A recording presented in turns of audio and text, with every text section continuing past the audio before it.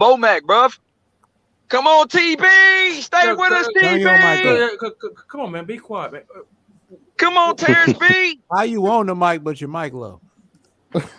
Nah, it's cool, bro. He OG, bro. And was Furman That's lying? good, bro. Was Furman lying when he said, "Oh, Errol Spencer, that he's always gonna be a credible opponent. He's always gonna be an opponent that he wants to face." Was he lying when he said that? Was he lying?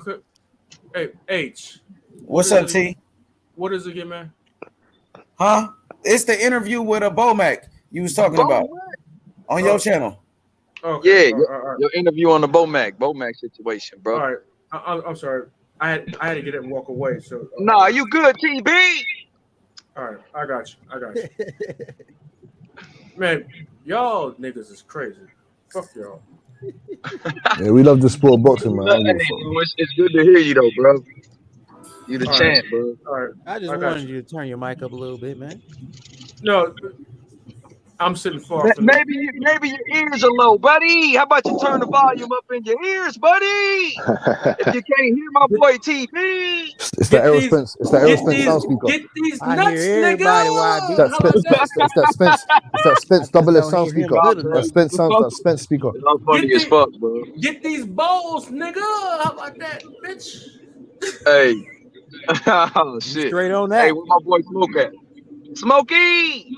I heard that shit, nigga. He's in the Errol Spence. He's in the Spence contingency office. Bro, hey, you know what, Cass? I think you're a secret Errol Spencer fan, bro. I like Errol Spence. He's a great fighter. Yeah, I can tell, bro. You like him. You really like, bro. When he beat Bud, he gonna become your favorite fighter. Yo, Jim. Hey, look, man. You know what? They gonna fight more than once. No, they ain't. No. Once Bud Crawford annihilates him, Errol Spence ain't gonna be the same. Errol Spence ain't gonna be the same. They're gonna fight more than once. No, they ain't. At 47, yeah, they are. No, they ain't. Bud Crawford gonna damage him. Bud Crawford gonna damage him so bad he ain't gonna be the same. You know what time it is, bro. They both going to 54. Who the fuck are you talking to? Who the fuck are you talking to? What's my boy AJ, bro? Tell Errol Spence to come run out that. I'm on a tirade, bro. Shout out to AJ, bro. Courtesy of the former unified champ, bro. Don't mention that guy's name. Don't mention that guy's name. Nah, bro. I'm talking. I'm doing this for Atney. This shit for Atney, bro. No, don't mention that guy. Don't you dare mention that guy. Don't you dare mention that guy. Don't you dare mention that guy. Who the fuck you talking to? Don't you dare mention that guy's Who name. you talking to? Nah, fuck that shit, bro. Oh my god. Don't you dare mention that guy's name, man. I'm tossing belts out the ring, bro. Fuck that. Yo, who the fuck is that guy? That's fucking Oh my god. You know, just take the piss out of You know him. what, Cash? Hey, bro. So you're not gonna welcome AJ back to the ends, bro. Well, he's got 60-something million to go and welcome back, so I don't think he'll be coming back to the ends. You gotta I welcome went to back jail, the bro. countryman, man. I went to jail, started boxing late and shit. I wasn't doing this shit from a youth. Yeah, bro. I'm not with none of that. I don't know about. That's what I'm saying. I don't know about none of that They shit. want me throwing combinations like Marciano. I'm I'm not not advocating for that stone. excuse, bro. I'm 18 stone, bro. I'm not advocating for none of that I'm a new excuses. cream heavyweight. Yeah. Kick that. Hey, was Lennox Lewis wrong about him? Was Lennox Lewis, was his opinion wrong about him? Well, he called Lennox Lewis a clown, so that's what he gets anyway. Yeah, man. Everything Lennox said, it was right, man. That's crazy. That boy had a total meltdown after that fight. Meltdown. Yeah, bro. Fuck that. Yeah, fuck you. He's a fucking clown, bro. Who the fuck you talking to? I tried to smack Lomachenko like, what the fuck? Yeah, hey, he was about to smack my boy Lomachenko up, bro. I said, damn, he want to fight Loma too? He said, Solido, Lomachenko. Yeah, like, why are you talking about Solido? What the hell is Orlando Solido doing in your brain when you just fought Usyk? I don't get it. Like. He had a whole meltdown. Meltdown. You tried to fight innocent bystanders. He's trying to fight the He said, just watch fuck that 10th round. We got Leon Edwards. Damn, bro. So y'all turned on AJ already, bro. I fuck with AJ. They rob No, you don't. Hey, YB, come off that. Yeah, it was 2 robberies that night, Don't man. my brother from. No. You can't advocate for that crap that he did, man. You can't advocate for that bullshit, man. That was unacceptable. Unacceptable. How dare he throw Usyk's belts over the ropes like that? How dare he? Oh, yeah. No, you don't do that. You don't do that. You don't do that shit. You think Hey, Errol Spence is going to toss when Bud Crawford destroys and crushes Errol Spence's face? You think Errol Spence is going to get up and start throwing Bud Crawford's belts over the ring and that? Come on, man! yeah, Start he grabbing is, the mic, bro. start grabbing Yeah, the he mic and is. talking He's about like, I No had a fighter car ever did credential. that before. No fighter has If ever they done rob that. him I like ain't they never seen robbed that shit Zang, hell before. yeah. So You my think boy Errol Spence? EJ You gonna be think like, Errol if Spence is nobody can no? have them, if I can't have them bells, nobody can. Yeah, Oh, you what? acting like a so bitch. YB, you think YB, you think he's gonna Nobody start like talking a about? bitch. I got Oh phone from shit. my Hey, that Ferrari. sound like I had an eye Scarface. injury. I had You an know, eye you, injury you know what we before gonna I do? faced Pacquiao. I had an Yeah. eye I can't injury. have these So belts, Wow. nobody can have them. when Crawford Hey, Cash. knocked me out, It's I When didn't Bud know what Crawford to trafficking. get, hey, do. when Bud Crawford get beat and get that ass whooping, bro, and then he retire, what you gonna You say? don't even have belief in what you're saying, but YB. Strap You lazy. sound Nah, like you don't EJ even gonna have any beat his Strap belief ass, in what you're bro. lazy. saying. I'm starting to believe EJ gonna fuck him up, bro. Oh, you're Like starting to believe. Oh, you're starting Strap to I'm believe. lazy. Yeah, starting to, yeah. I'm starting to, You're I'm just starting to starting. think EJ might stop him, bro. Late in the late rounds. Too much I'm punishment, gonna bro. grab the microphone. I'm not gonna give Too much Terrence Crawford punishment, any bro. time on the Too mic. relentless, bro. So after Terrence Bud Crawford kicks my ass, I can't. I had a Ferrari accident. I had my eye socket almost taken out of my head.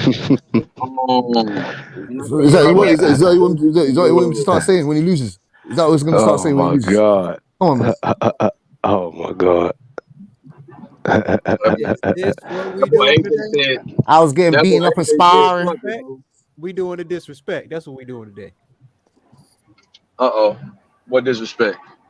That's what we doing. We going all in on the disrespect on Earl, huh? We just going. Yeah, that's what they do, We bro. That's what going Cash all and them in. do, bro. But I think Bud Crawford gonna get beaten this one. And I think he gonna retire, bro. I think his pride gonna get too much. And I think he just gonna say, "Fuck it, bro. I done enough.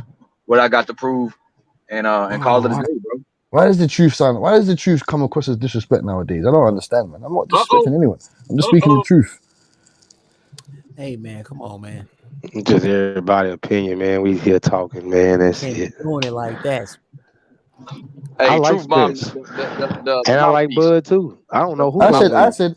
when You Errol know, Spence people always loses, say that is shit he before they going start to use talking. those as excuses? Is he gonna bring those factual accidents Hey, or those factual situations? Or is he gonna bring those up for his excuses? That's what I hey, asked. Cash. Hey, Cash. You know Bud Crawford, my favorite welterweight. No, he's not. So stop saying that. I'm saying no, it's How not. you gonna tell I me know who you're my wearing a favorite big. welterweight is, bro? I know you're wearing an Errol Hey, Spence You know, it's t-shirt like right now. anytime hey, somebody Cash, how saying you shit, gonna they about to tell talk me, some bro, shit. Yeah, I who know my you're wearing favorite welterweight is, bro? That's fucked up, man. because Damn. sometimes the deluded Errol Spence fans, they need a bit of shaping up. Sometimes you get me.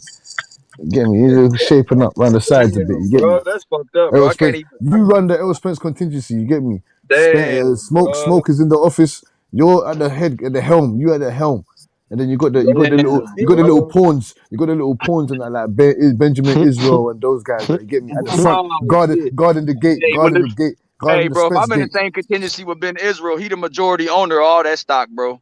I'm No, just, no, you're the I'm CEO. a You're the minority CEO. owner, bro. You're the I own All of two CEO. percent of the stock. Yeah, all because of it Ben though. Ben Israel come on this bitch. It's EJ for yesterday, today, tomorrow, and forever. It's EJ. Yeah, bro. I That's know what Ben you, and I Israel know do. you own a percentage of some of them horses and the ranches that he owns as well. I know you got a Hell percentage yeah, of that. bro. That's a tax cut, bro. You know how it Yeah. is in Texas. That's a tax cut, bro. We got a ranch cut out here, bro. You know we gonna cut down them taxes, bro. We got ranches. I need my cows, my chickens, Ain't you from everything. Texas? Yeah. You from Motherfucker. How about that, Cash? Let me tell you something, bro. Fuck are you talking to? Yeah, how about that, bro? How about that? That's why you don't want to bring up AJ. Yeah, bro. How about that? How about the Oh ends? God, I'm How not about with the that. ends, bro? I'm not with that guy. I told you from before the fight and after the fight. That guy's mental. He's a mental midget, basically, in my eyes. Anyway, after that stupid little performance that he put on yesterday. How dare you fling out my man's belts? Like, who the fuck do you think you are, man? Because when you was winning the belts and tossing them, putting on your waist when you beat Andy Ruiz and that, talking about you're the comeback king. What comeback king are you? Because you beat Andy Ruiz once. Get out of there, man. You're just pissing me off, agent. Talk about it. Hey, H Money, it's in the chat. H Money, it's in the chat. It's in the chat. H Money. Hey, bro. Hey, Kush, you crazy, bro. Hey, my boy Kush, man, that's my boy, man. You right, bro. Hey, but I don't know about capping. I just think that I don't know, man. I just think that Bud gonna lose this one, man. I think he gonna get out hustled, outworked. But it ain't no disrespect. Bud Crawford, a great fighter. My favorite welterweight. No, it's not. And then we got a guy named Boogeyman Boots who I fuck with heavy. Boogeyman Boots. And then there's another Texas guy named Virgil Ortiz who be knocking shit out. Everything he touched, everything he fought, they've been put to sleep or beat up to death. 19 wins, 19 knockout. Yeah. Yeah, Virgil cracking. And then there's this guy named Rashidi Ellis, bro, that was forgotten about. Rashidi Ellis in front of fucking Conor Ben. Stanley Jonas is a good fighter, man. And then they got this guy from UK that's fighting Chris Eubank that I like. I think his name is Connor. I don't know. Is his name Nigel? Is his name Nigel or Connor, bro? Is his name? Is his name Nigel or Connor, bro? That nigga sold out already. His name's the dog. His name's the dog. I know was the Dark His Destroyer, name's the bro. dog. But His name's the dog. Sold out Yeah, his name's already. the Let dog. him know, bud. Sold out. Oh, we sold out. Oh, Yeah, that's sold good. out. 3Z. I want to see Boots. I want to see Boots sell out the Eagle Stadium. I want to see Virgil Ortiz sell out the fucking Shout Dallas out to my boy Cowboy Virgil, Stadium. bro. Shout out to my Yeah, boy Virgil, yeah. bro. I don't even I want know. to see. I want to see. What's my man's name? You said. Yeah, I want to see Stanley Jonas do that as well. Hey, Terrence, what you thought about the fight, though? The Anthony Joshua shit. My nigga Terrence. Was that Terrence Bud Crawford? That Terrence nigga Crawford. Where my boy TV? But yeah, bro. Like y'all saying, my boy Virgil. Nah, Conor Ben a beast, bro. I just be fucking with Cash because I know he gonna be like, bro. So you put all them guys in front of Conor Ben? Yeah, I did, bro. But it's not on. It wasn't like I put him in order. I was just saying the welterweights that I like, bro. You know, the good fighters. I even like Cody Crowley. I think he's all right. I like him. I think he's a good fighter. Hell yeah, Butayev is a dog still. Shit, I want to see Thurman versus Ugas. I want to see that fight. I want to see Thurman versus Boots. We need to get something. I want to see. How has not one fight been announced? No, one fight has been announced yet. Because we waiting on EJ and Bud, bro. The welterweight pendulum I'll be pissed on. the dominoes will fall when that shit happens, bro. That's what Espinoza told me. He said that shit is gonna fall when everything happens. They trying to make Crowley Stanley Jonas on the undercard of Bud and Spence. And then I know Boots. I don't know who Boots gonna be fighting, bro. But I don't expect it to be somebody that people are gonna be happy with. It's gonna be 10 Frank Sanchez on the Wilder and Helenius undercard. Frank Sanchez said he want to fight Wilder too, and he's on the undercard, so he gonna see Wilder. You know, I saw that. Yup. Hell yeah. That's gonna be crazy. Yeah, he been calling Wilder out, and he on the same card with Wilder. We got to see what happens with that shit. Hey, H Money, you see that that link? Yeah, I see the link, but I can't play it on my joint though. Why not? Hey, Terrence, you gonna have to screen share it, bro, on your window right there for everybody to hear it. Oh shit! I gotta figure out how to do that shit. Hold But bro, I'm kind of look. I was looking at some of them highlights of Michaela Mayer, bro. And Alicia come put your Bump. money here.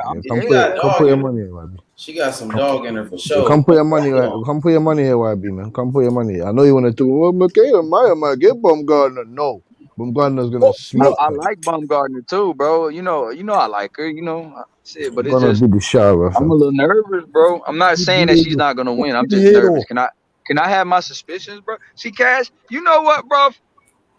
Because I'm not absolute as you, bro. You want to turn on me, man. What's up with you, Cash? You don't support your brother, bro? I'm just saying. I'm just looking at boxing in a different rationale, bro. I think that. No, but because you saw a couple 1-2 highlights of this Mayer woman, you think she can take on this Baumgartner? No, bro. We can understand the level of competitions here, man.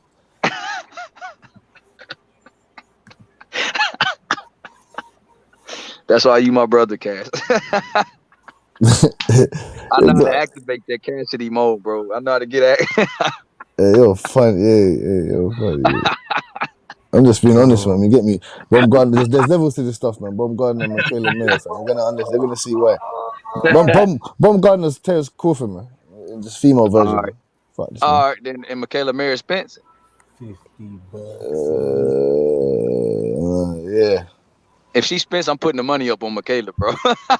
You're a liar, Hey, fam. You're a liar.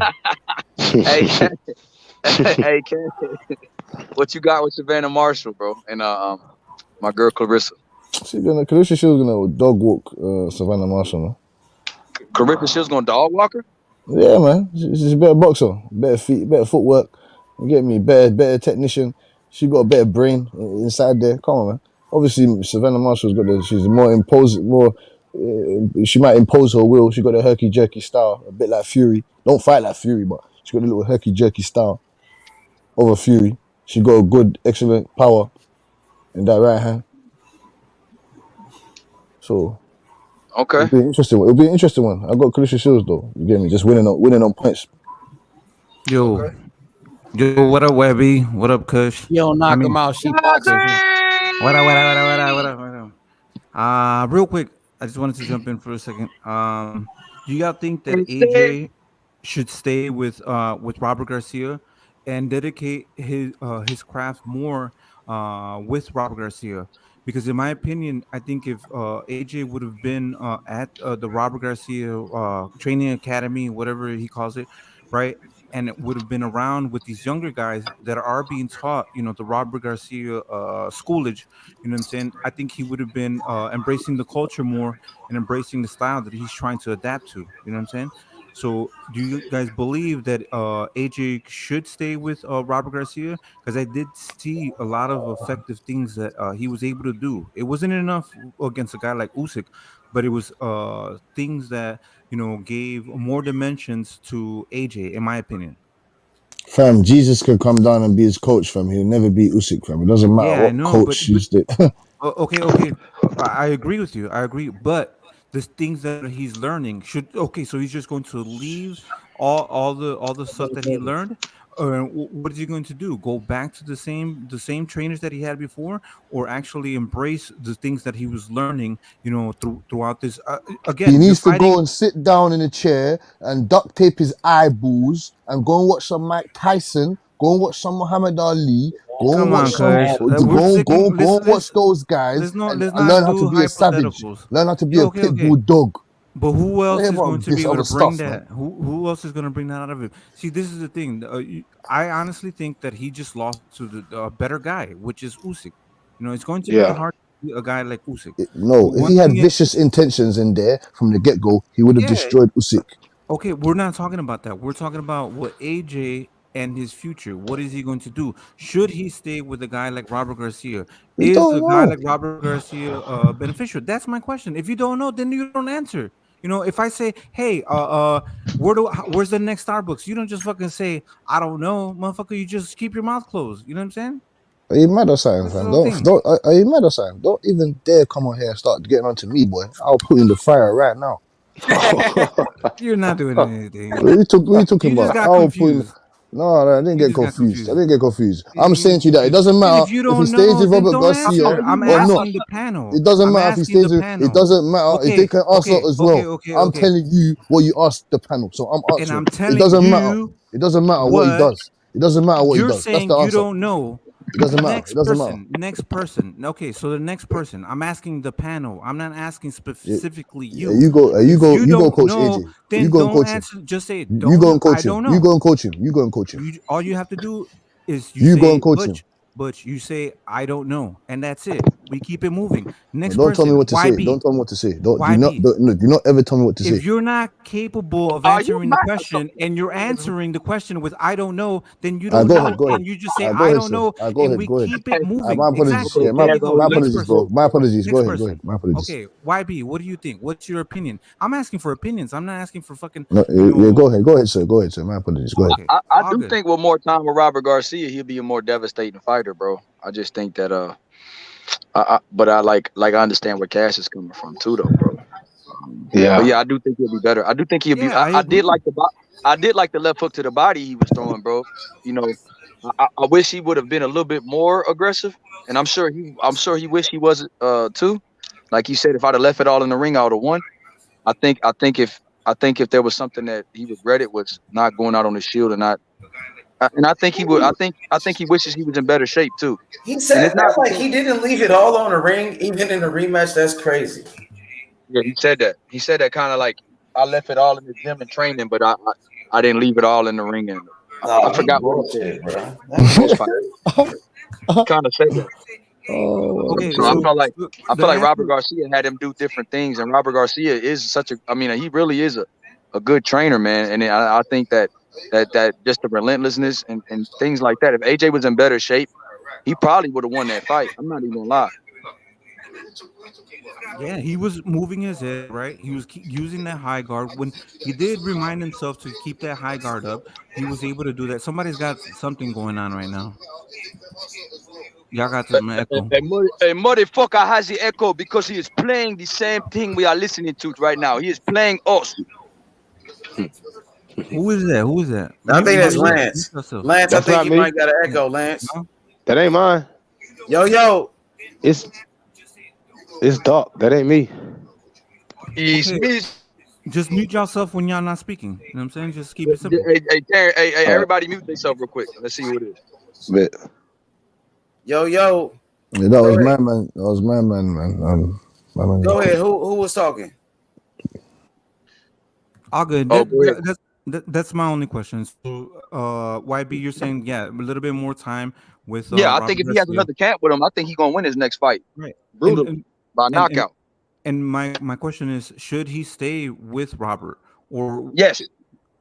I think so too.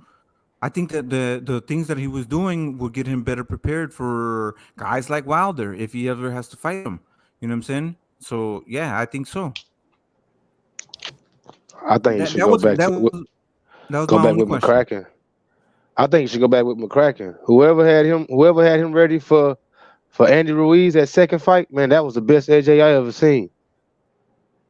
He smoked him all 12. The only thing is he can't implement that game plan against a guy like Usyk because it's just different. You know, I do feel like AJ should have been a little bit lighter. I don't think he should have gained weight between fights. Right. As far as 5 I pounds, agree. like 5 pounds of muscle. Agree. Big bro, I don't think that was the right move. You get me? Because I think excess muscle, man, does affect your condition. It slow you down. Hell yeah. Slow you down. Yeah, and I do agree. I think people are saying that Robert Garcia does work your gas tank because he has you doing so many things. He has you, trying to corner somebody. He has you trying to go to the body and doing certain things. But when you are able to slow things down and get comfortable with your style, it's not going to affect you as much. You're not going to be exerting yourself as much. You're not going to be stressed out as much. You know what I'm saying? Stress and being fucking worried about certain things, that wears your gas tank down too. It's not only physical, it's also mental. You know what I'm saying? You're mentally thinking about certain things, so it wears you down and you're stressed up. So you may not see this fighter throwing punches, but they're clinching and their body's fucking clinched up. They're not relaxed. They're not, they're not warmed up. You know what I'm saying? They're fucking tense. You know what I'm saying? That shit wears you down. Wears your muscles down. And they're well conditioned too. When I was an amateur, man, my coach was Hispanic, and they don't believe in you gassing out. You're gonna be well conditioned. And I'm telling you, like another thing too, like Robert Garcia's style is for Hispanics. Like majority of Hispanic fighters could adapt to his style way better than black fighters will. And Anthony's style, it was straight, like his aggressiveness, but he still, I don't know, I think he's still a better boxer than more of an aggressive fighter. If he uses jab, his fucking arms long as shit. He uses jab constantly, just keep that bitch pumping, man, he'd be all right.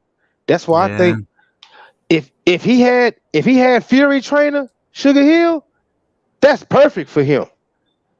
Or Derek James to me, but Derek James. I was born Derek James a dog, by the river. Man, that's right up there in Dallas. That ain't too far from me, man. In a little tent. That man probably. Oh, just like that river, I've been running ever since. It's been a long time coming, but I know a change gonna come. Oh, yes it will. It's been too hard living, but I'm afraid to die,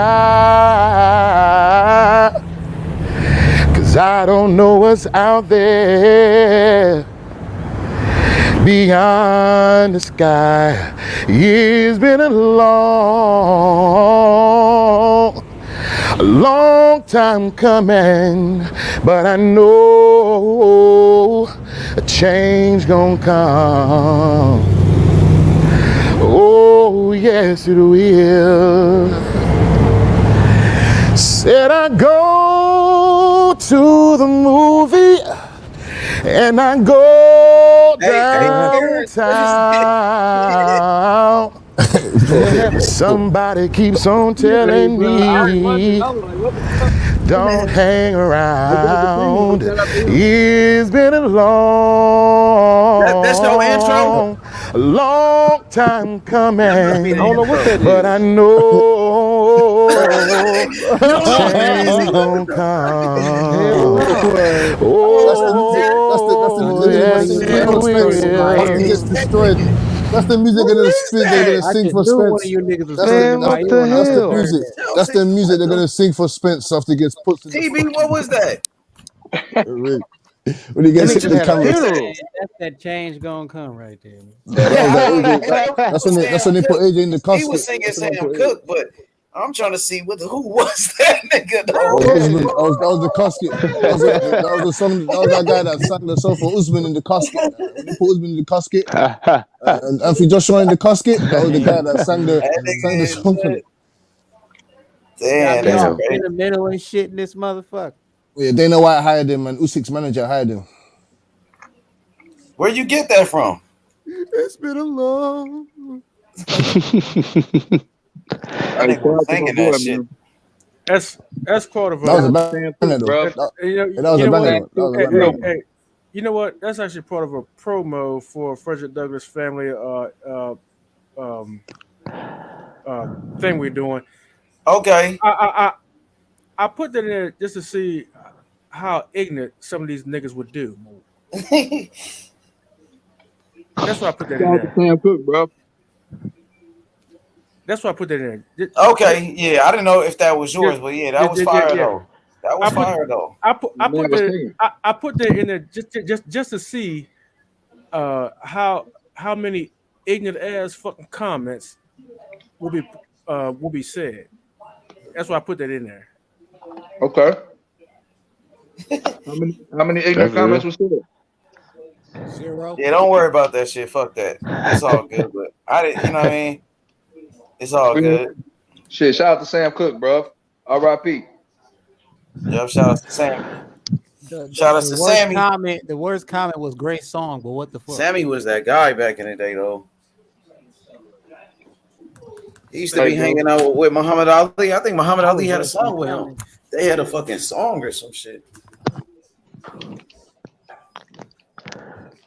Stabbed by a trifling ass chick.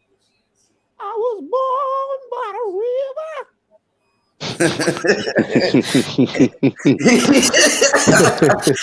What's that brother's name? What's that brother's name that's singing? When you got some mad dusty shoes on, he starts singing on that.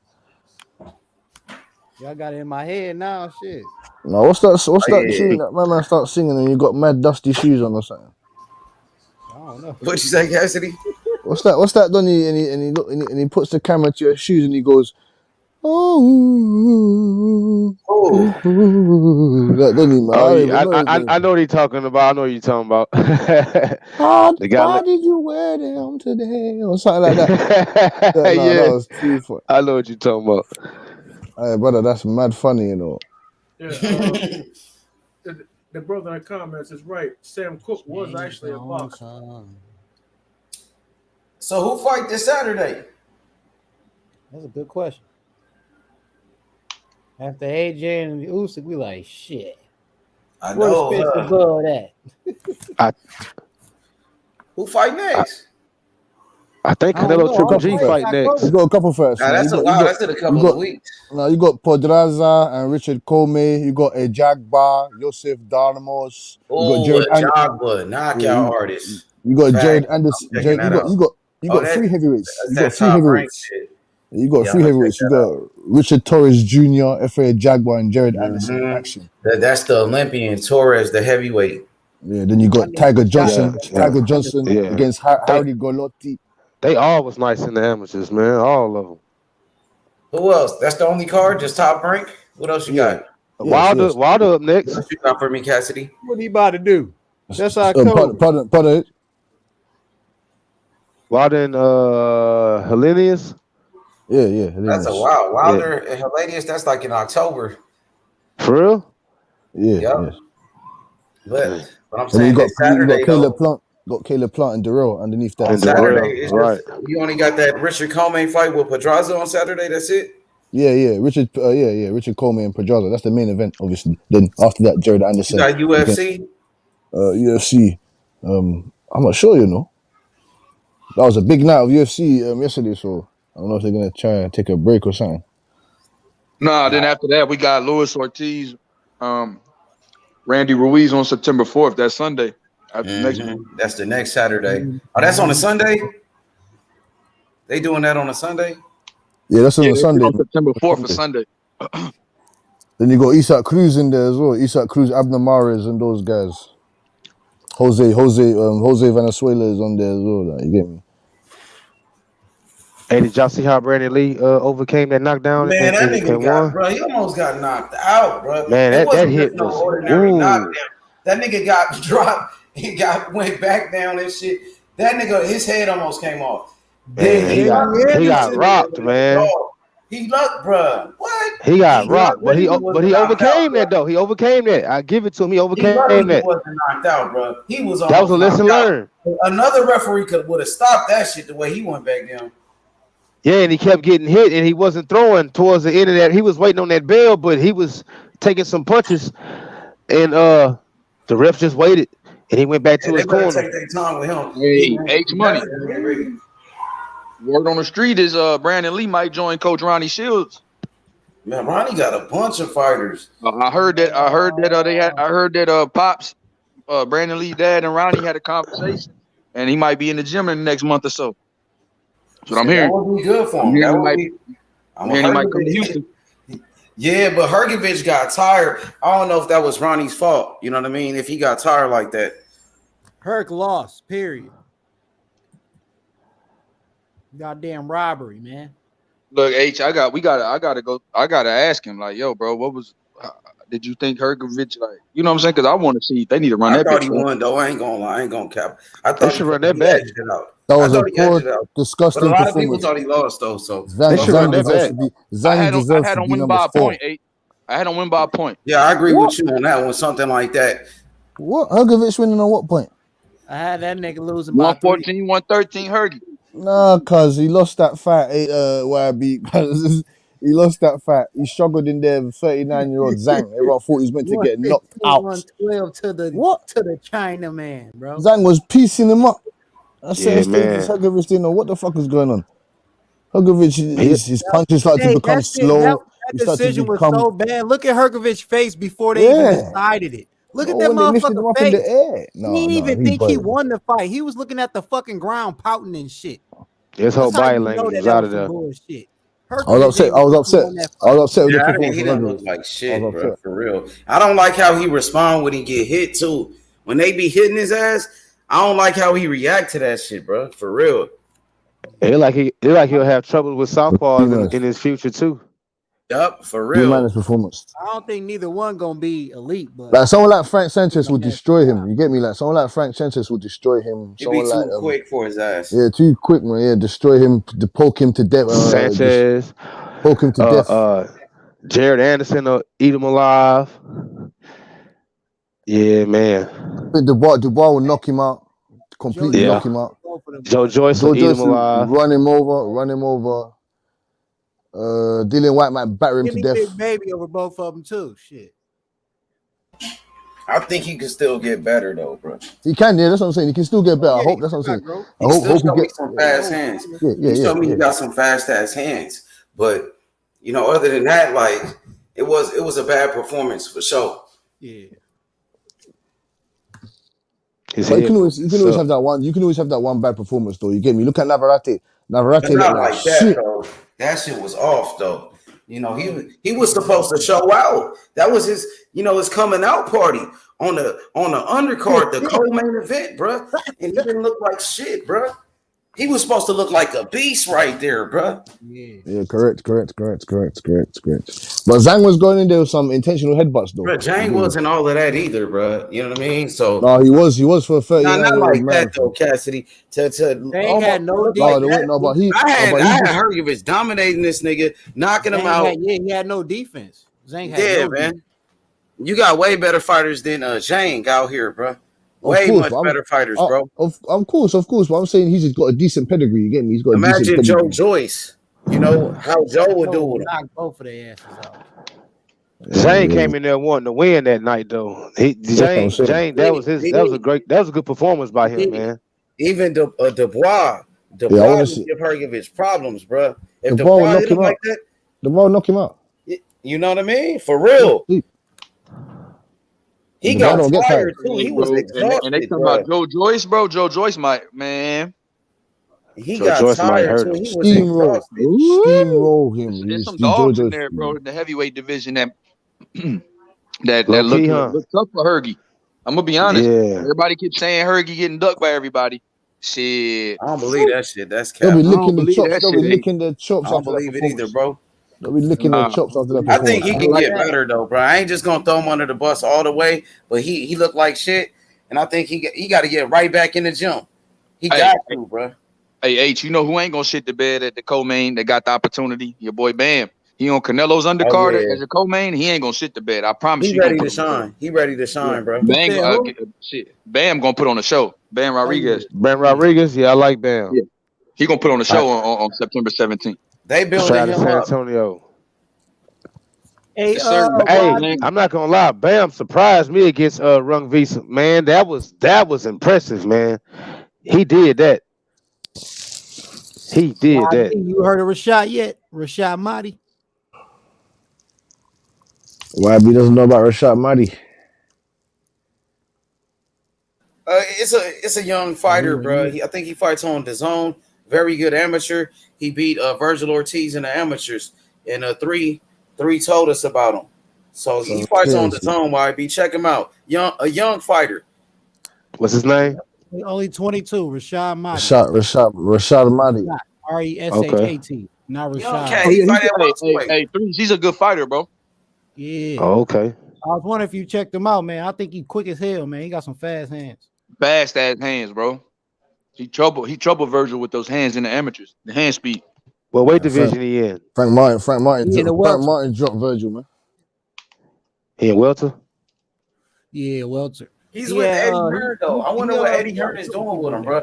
And I heard there's another Eddie Hearn fighter that's complaining. His name is Danyir Usyk, the gold medalist, the IBO world champion at welterweight. You know what I mean? He's a good fighter from Kazakhstan. They said Eddie Hearn is holding him hostage and shit. They said somebody said he got like a slave contract, and Eddie Hearn won't let him out. Olympic gold medalist, bro. He's a world champion, an IBO champion. You remember I was telling you about him, Cassidy? Usyk. Yeah. They said Eddie he's Hearn got mad skills in that. Yeah, he won't even let him get he'll give Virgil Ortiz problems. He might give Boots problems here. He might. Probably give a lot of anybody problems. Yeah, 100%. Yeah, 100%, man. So don't be rolling out the red carpet just yet for these other guys, man. But why is Eddie Hearn holding him hostage, bro? Because Eddie Hearn cares about Canelo Alvarez and Anthony Joshua. He doesn't care about those guys, man. That's what pisses me off about Eddie Hearn. All he cares about is those guys. Don't care. He didn't put no stock into Demetrius Andrade. He didn't put no stock into Chris Eubank, really. He didn't put no stock into Andrade a world champion again. You know what I mean? And then Devin Haney, he became a world champion. Didn't get him undisputed. He didn't get undisputed fight though. He didn't get him undisputed fight though. But still, he built them up to that position. Nah, Devin Haney and Bill Haney did that. But he was the promoter too. Well, fuck that guy, man. He gave Devin Haney the millions, bro. He made Devin Haney the youngest millionaire, bro, in boxing. He did. But Devin Haney had to fight, innit? Give me. He was fighting tune-ups, getting $1 million. Shit, he was fighting the people that would fight him because nobody wanted to fight him. Nah, man. When he was coming up at 35 at first, when he first started fighting on his own, he was getting $1 million. Because remember, he turned pro because the age limit with the Olympics, and he was like, "Fuck it, I'm gonna turn pro." When he went to Mexico and was fighting there first, and then and then when he turned 18 or 17, he came in the States and started fighting, and then signed with but he always been calling he for always the big had fights though. right, He always been wanting Lomachenko, Teofimo, right, Tank, right, everybody, Cambosis, right, better. right. But Eddie Hearn did a good job though until that point though, Cassidy. That's all I'm saying. But they doing a better job now. I give it to you. Like Top Rank. They're putting Devin Haney on ESPN. Exactly right. ESPN big screen in Australia. Yep. Big screen in Australia. He everywhere. He didn't put him on no dead app. You get me? Devin Haney can be seen now. He should be on ESPN. The likes of Tank. That's what I'm saying. Tank Davis, Devin Haney, Shakur Stevenson. You get me? They should all be on ESPN as the All next the young dogs Tank fighting Davis there. on ESPN. Tank Davis on Showtime. He got a good situation. I can't knock his hustle. I can't knock it. He's fighting on pay-per-view. No. I can never knock Tank Davis. He got He's the got a same great thing. hustle. Do we have the same thing Boots have? Boots got the Showtime Sports deal. The Tank got the same thing or He's no? with Mayweather Promotions. He's with Showtime. He's on pay-per-view. Tank got an exclusive deal with Showtime like Boots. Okay. Yeah, and he's with Mayweather Promotions. That's good.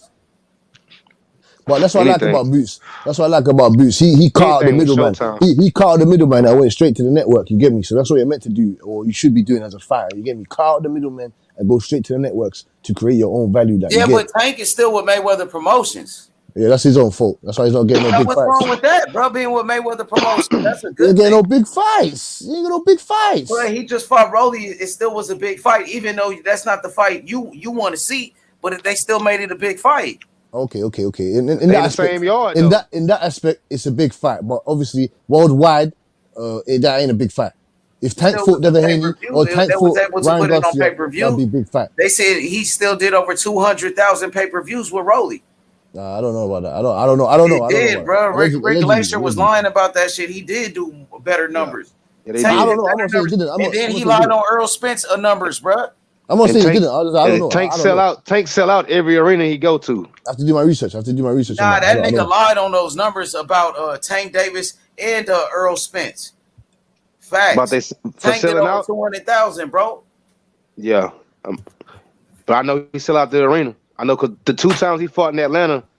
So I can't knock Tank if Tank is with Showtime and he's with Mayweather Promotions and he's fighting on pay-per-view. That's a great situation too, Cassidy. Even though he's not on ESPN. He's still in a great situation with Floyd Mayweather, bro. And you know that. And I know that. But Devin Haney is getting more notoriety whilst getting the fights and the belts and shit that he wants. Okay, but ain't nobody said he's doing better than Devin Haney or anything. But he is pay-per-view. You can't deny that. Yeah, but he don't have the belts or whatever, but he fights pay-per-view. He probably is now. Well, that pay-per-view stuff ain't gonna get him into the Hall of Fame, man. So you know. Why not Tank in the Hall of Fame? He a three division world champion. He's undefeated. Yeah. So if he was retired right now, he in? Yeah, that's what I'm saying. I wouldn't say just yet, but he's building exactly. up. He's building up a Hall of Fame legacy. He's only 27, 28 years old. He's doing good. 26, 27. Yeah. He just not in his prime. Just not getting grown man strength. Exactly, Cassidy. He's building up a good legacy. Yeah. I don't know if he's gonna say. I don't know if Tank's that type of guy to go. I made enough money now. I'm not fat. Well, that's it. I'm gonna retire at 30, and then he a dog. But I got you. Hopefully, he doesn't do that. I want Tank to succeed and fight the best of the best. I just want Tank to fight the best of the best. He's fighting some of the best. He's fighting some of the best guys. It's getting there. No, he ain't fought nobody at 135 yet. He ain't fought nobody at 135 yet. He only had 3 fights at 135 though, Cassidy. Exactly. So we need to see a bit more activity. He should be fighting at least 2 to 3 times a year, Tank Davis. At least. Against top opposition. If you want to fight a tin or can or here and there down the road sometimes, that's fine. You can fight a tin or 2. You get me? That's what when Tank was a free agent, I thought I didn't think he was gonna go back with Mayweather. I really thought he was gonna go to like I mean, top why rank. not, bro? He's a pay-per-view star. Why Yeah, but wouldn't he? he could Yeah, went but to you top can't be rank a if pay he per wanted view. to fight them. They all the dogs over there But across he the ain't, street. I With the feel you, dogs. but is he gonna be on pay-per-view on Top Rank? And how much Hell money is yeah. they gonna pay him? Yeah. You know Hell that yeah. he's. You know he's gonna be on pay How per we view. know that? You know he's gonna be pay per view. Man, you We know don't. Bob. Man, you know Okay. Bob gonna do How we that, know man. that? We And don't. then on top of that, how you know how much money he gonna get? Listen, Listen, Bob Arum is putting Didn't him on Devin pay per Tank Haney view. have to versus take less money? He had Tank to take versus less money. Teofimo pay-per-view. You think Tank Tank gonna versus take less money? Nah, man. Bob not gonna give him less money. Bob gonna give him the money. Okay. So how we know? How we know? We don't know. We don't. I'm just saying that's where I Well, thought he we was know gonna go because we he know won a that fight. Dog. fighting on Showtime and being with Mayweather Promotions, he's fighting pay-per-view every time, no matter who it is.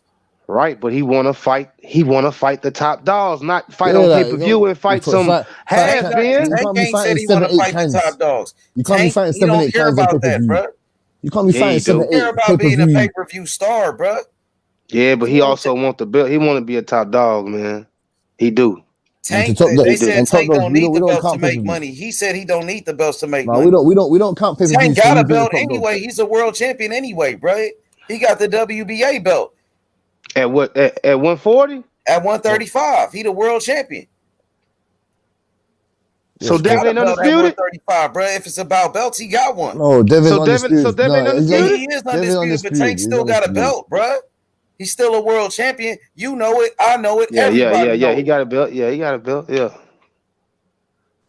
He just hasn't got one of the. He just has. He doesn't have the main belt. You get me? Yeah, Yeah, I but got you. Yeah, he's a he's world super champion. champion. He's a super champion. WBA Yeah, super. Yeah. exactly. If Tank wants, he can put that That's belt like up. number. That's like Him saying and he number Dylan one contender for Devin because Devin got the world title. He really top dog for. He number one contender for it. Yeah, That's he's his meant to fight. mandatory. He's meant to fight with the mandatories. No, Tank's meant to fight with the mandatories. That's hence why he fought Rolly. You know what I'm saying? He gets all the mandatories. That's why he could go across the street to top rank and get it done quick. Well, he didn't want to do that. Exactly. He Devin wants to Haney stay. did it. He wants to stay. He Devin wants to Haney stay. went over there. Well, that's why I say he's not on the same the path. That he's not on the same trajectory as Devin Haney. H is saying he's on pay per view. Forget pay per view. Is. You can't. It's the truth. But It's we the don't truth. want to see. We We don't talking care about his about pay per situation. view. I'm not talking about how many belts he got because we know Devin Haney got all the belts. He's the undisputed, but Tank got a belt too. Now we talking about him fighting on Showtime pay-per-view. So you want him to leave that situation, but he's not. Yes. He's in a great situation. I want him to do. No, he can stay there if he wants, unless he's fighting the top of the top with the top of the creme de la creme. I don't Top want him to rank be on would paper. have him on pay per view. I'm telling you. I don't want him to be on pay per view fighting 8 tin cans. He can't be on pay per view and fighting 10 cans. 10 What cans. 10 cans is he fighting? He ain't fought a 10 can. No, I'm saying as we go forward. Look After at this his Rolly fight, resume, bro. He beat an undefeated world champion, Mario Barrios. He jumped up 2 weight classes to beat Mario Barrios. And Barrios beat the guy that fought yesterday, Akhmadov. And he really won that fight. He should be a world champion. And Barrios beat that guy, right? And Barrios, he went on to fight Keith Thurman, who's one of the top welterweights in boxing, and went 12 rounds. And Tank knocked him out. And Tank knocked him out, bro. Barrios is a dog. I didn't say he's a tin can. Barrios is a dog. Okay, so look at Isaac Cruz. Isaac Cruz is a beast. Yeah, now we know that. Before Yeah, he fought, before he he was got already mentioned, ranked in the top 10 in every sanctioning body. So he wasn't a 10 can. The people were talking about Devin Haney fighting Pitbull, but Tank fought him and beat him. obviously With one hand. we know that he Beat him wasn't a with tin one can. hand. And No, we know that outboxed he him. wasn't a tin can. And We then know you that look he at the wasn't. resume. Continue to look at his resume, Cassidy. And Yeah, he beat Leo Santa Cruz. Leo Santa Cruz, Quayle. He beat Leo Santa Cruz, a 4-division world champion, future Hall of Famer, and knocked him out. First man to knock him out. Tank did it for a super belt at 130. He beat Pedraza. Hey, did Tank start at 26 or 130? Where he started at 126 or 130? I think he started off at 126, but then moved up to 130. Damn, he has 4 divisions he fought in. Shit. Exactly. And then Cassidy, check this out. Did he get a belt at 26? Nah, he didn't get a belt at 26. But Cassidy, he beat Jose Pedraza, like you was said. at 26. Jose Pedraza. His debut was at. My bad. no, Ace. go I was ahead, just saying YB, his go debut was at 126. Okay, yeah. So he Yeah, did but fight go in 4 ahead. divisions. That's what's up. All right. So then Tank beat Jose Go ahead, H. You Pedraza, talking about Pedraza? undefeated world champion, who was one of the best fighters at 130. So you can say that Tank is fighting some of the best guys, but because Pedraza was one of the best at 130. And he was on the dog. Yep, and Gamboa, the same Gamboa that Terrence Crawford beat and Devin Haney beat. The same Gamboa. He beat him, but Gamboa had But Haney ruptured went on to that. beat him after Tank. Then, if he was so washed up, why did Devin Haney fight him after, bro? That was just Gamboa. I don't know, man. That was for the Because money. it was Gamboa. It's still Gamboa at the end of the day. Some people think he's a future Hall of Famer, and Tank beat him. You know, so Tank got a strong resume. I said this. Gamboa's. I already said Gamboa's a Hall of Famer. Like, people telling me, no. Gamboa's Yeah, you're right about that, Cass. He should be. Yeah. Gamboa Hall of Famer. Yeah, man. Don't hear this bullshit. Go in the flyweight division, Olympics, man. Don't hear it. Multiple championships. Don't hear it. Hell yeah. He was a little Tyson when he first started. He was knocking And motherfuckers out like unified featherweight world champion. What did I understand? WBA, IBF for 2 years. I don't hear it. Dude still looked the same from when he first started, man. I can't wait for Tank his next fight, bro. Exactly. That's what I'm saying, Hitch. Nigga. What I'm saying, Hitch, is that whoever is Tank fighting, Davis fights be lit, bro. Every Tank Davis fight, bro. He should go for Josh Taylor. So how many languages do you think Davis is next? Talking about 140. I know Tank don't fit for 140, man. Stop that shit. He beat Barrios at 140. It don't matter. No, he said he don't feel comfortable there. He said he don't feel comfortable there, so you know. He fought one guy at 140. At this point, fucking Ryan Garcia's had more fights at 140 than Tank Davis. And Tank got more belts at 140 than Ryan Garcia. Exactly. Ryan Garcia never had a real belt. Exactly. Tank got more belts in every single division than fucking Ryan Garcia. Ryan Garcia ain't done shit apart from knockout Luke Campbell, and that's it. Yeah, like the belts is a terrible fucking thing to bring up in terms of Ryan Garcia. But Ryan Garcia got a decent resume too. When he's starting to build it up, it ain't that bad, right? Because he beat, like you said, Luke Campbell, but Luke Campbell had a bunch of losses already. So that's a name though. That's a name. He also beat Emmanuel Tago. I think Tago was a very good fighter, considered to be a former world champion, IBO world champion, right? Former IBO world champion. Let me ask you a question. Exactly. And even Devin Haney was talking about fighting. Let me just finish, Smoke, please. Because even Devin Haney was talking about fighting Tago. And even JFL been telling me about Tago for years, how good he was. And he went 12 rounds with Ryan. And shit, you seen Ryan just knock out Fortuna, and Fortuna was a former champion. Fortuna was a former world champion too. H, the first time remember the first time you put me on Tago? Yep, I remember we was talking about him. Exactly. We were talking about him as a potential Devin Haney opponent when it was Maxie Hughes or Tago. We were trying to figure out before I think it was before the JoJo fight. Yep, because nobody wanted to fight Devin Haney. He couldn't find a fight. So, he was just looking at Tago as a possibility because Tago, he was a credible opponent. No, he wasn't. No, he wasn't. Okay, that's your opinion, Smoke. No, what he was a guy that you could figure out if none of the credible opponents would fight you. Nobody's looking for fucking Emmanuel to go. So as a credible opponent. Nobody looks at him in that way. So why Ryan couldn't knock him out? That nigga can box. Because Ryan Garcia's feet are fucking trash.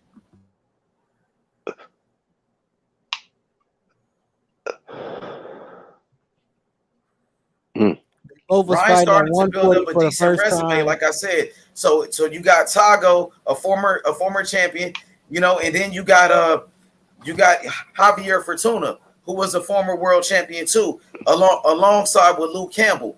So he's starting to build up his resume in each fight. He's, you know what I mean? That's what I'm saying from Ryan Garcia.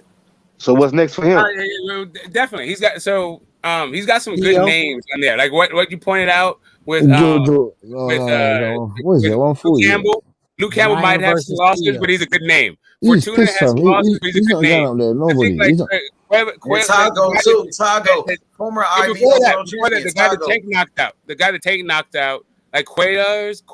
You talking about Fonseca? Cuellar. Yeah. I think it's Cuellar. But anyway, whatever. It's another guy.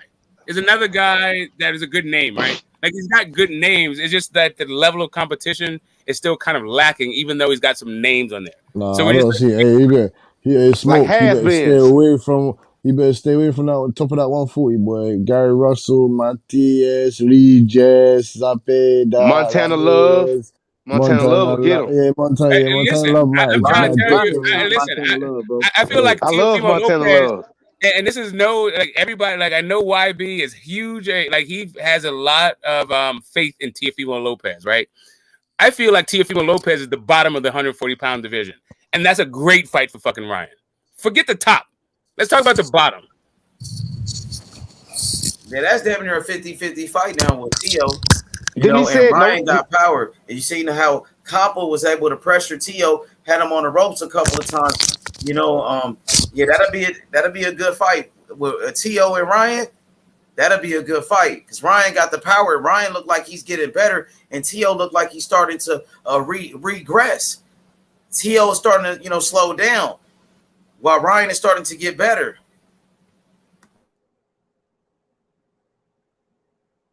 Yeah, I think Ryan has the right corner, bro. Like him, like Joe Booson is the right cornerman for Ryan. Hell yeah.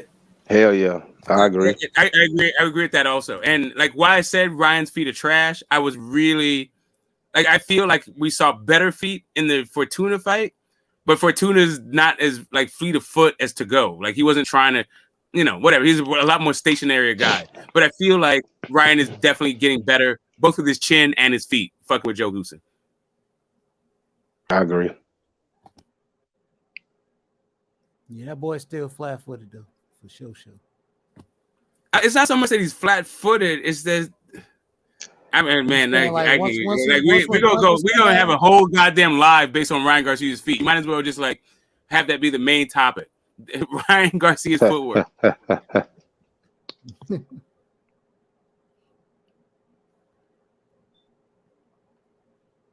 Yeah, I agree. What old buddy said, man.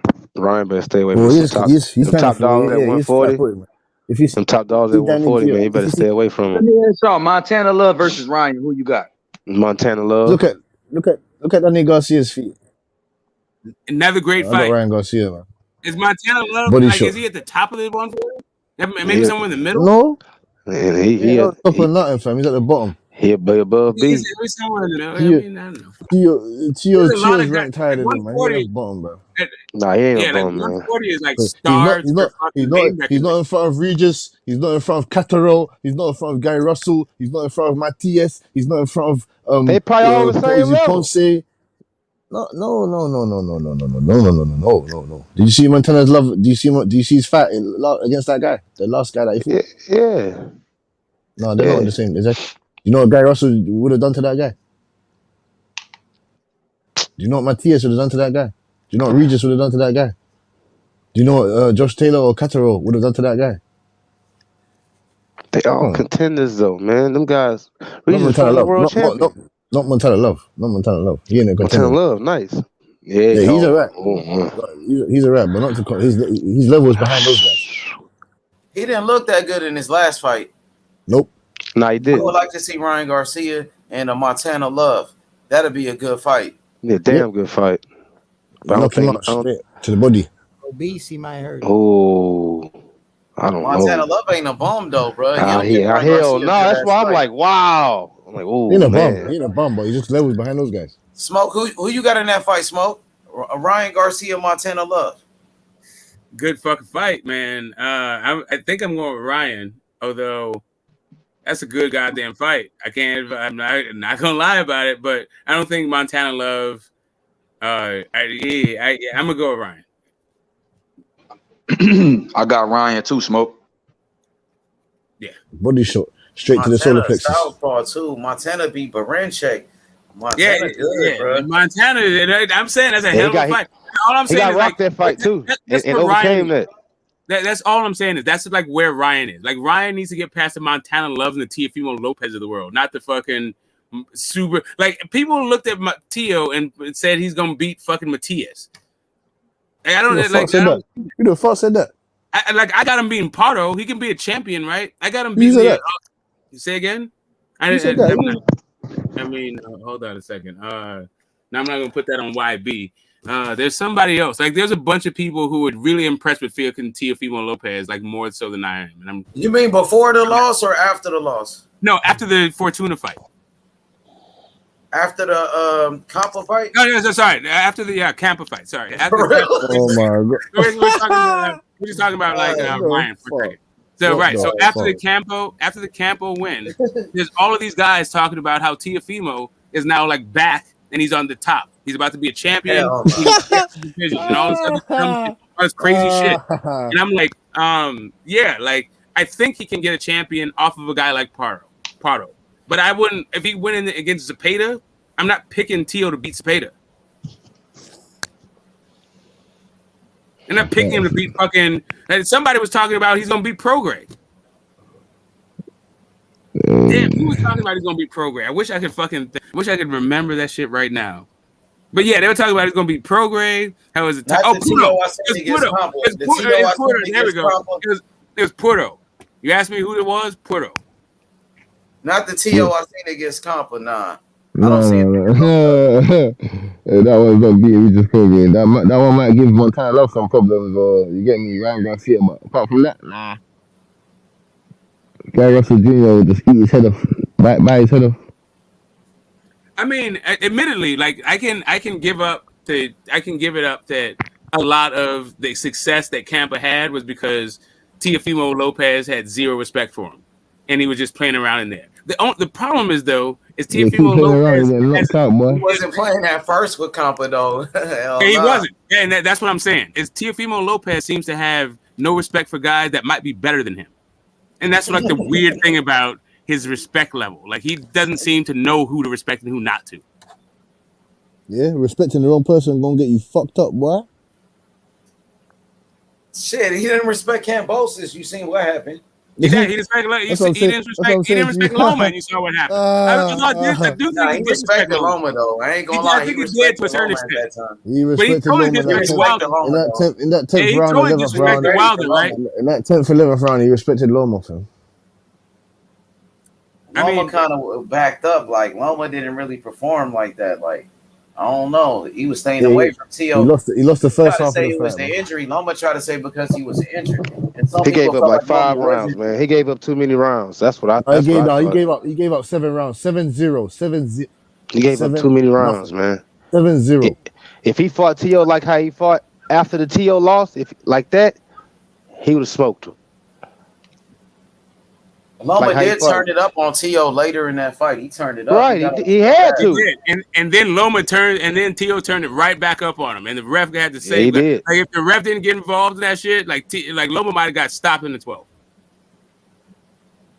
I don't know about that. He was turning it up. I mean, I don't know either. I just said maybe. I just said probably. I don't know either. Because Loma wanted that rematch. Like Loma wanted that rematch with Tio. And then after he got his ass whooped. When Loma had the chance to get the rematch in there, before the fight happened, he wasn't talking about that shit. Once Teofimo whooped his ass, that's when he started talking about rematch. Yeah, but Tio didn't want to give him a rematch, though. Yeah, because Loma didn't want to give him a rematch. If Loma wanted a rematch, he could have put that shit in the contract, and it would have been there. Yeah, that's what Tio said. He said he didn't want to give me a rematch, so I'm not going to give him one. But Top Rank was offering big money for that rematch. Yeah, I mean, they was offering that was going to be a pay-per-view. I didn't say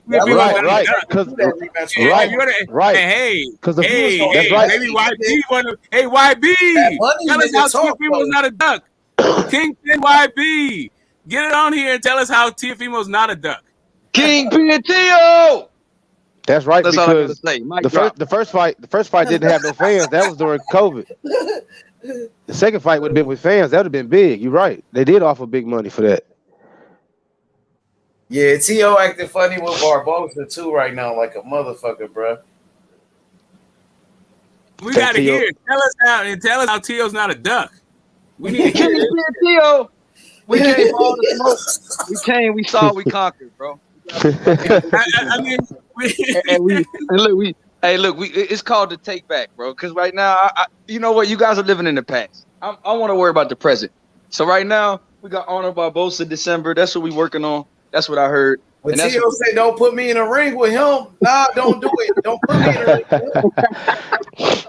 That nigga said, please don't put me in a ring with that guy. So shit. he ain't fight him. Begging not to fight Barbosa.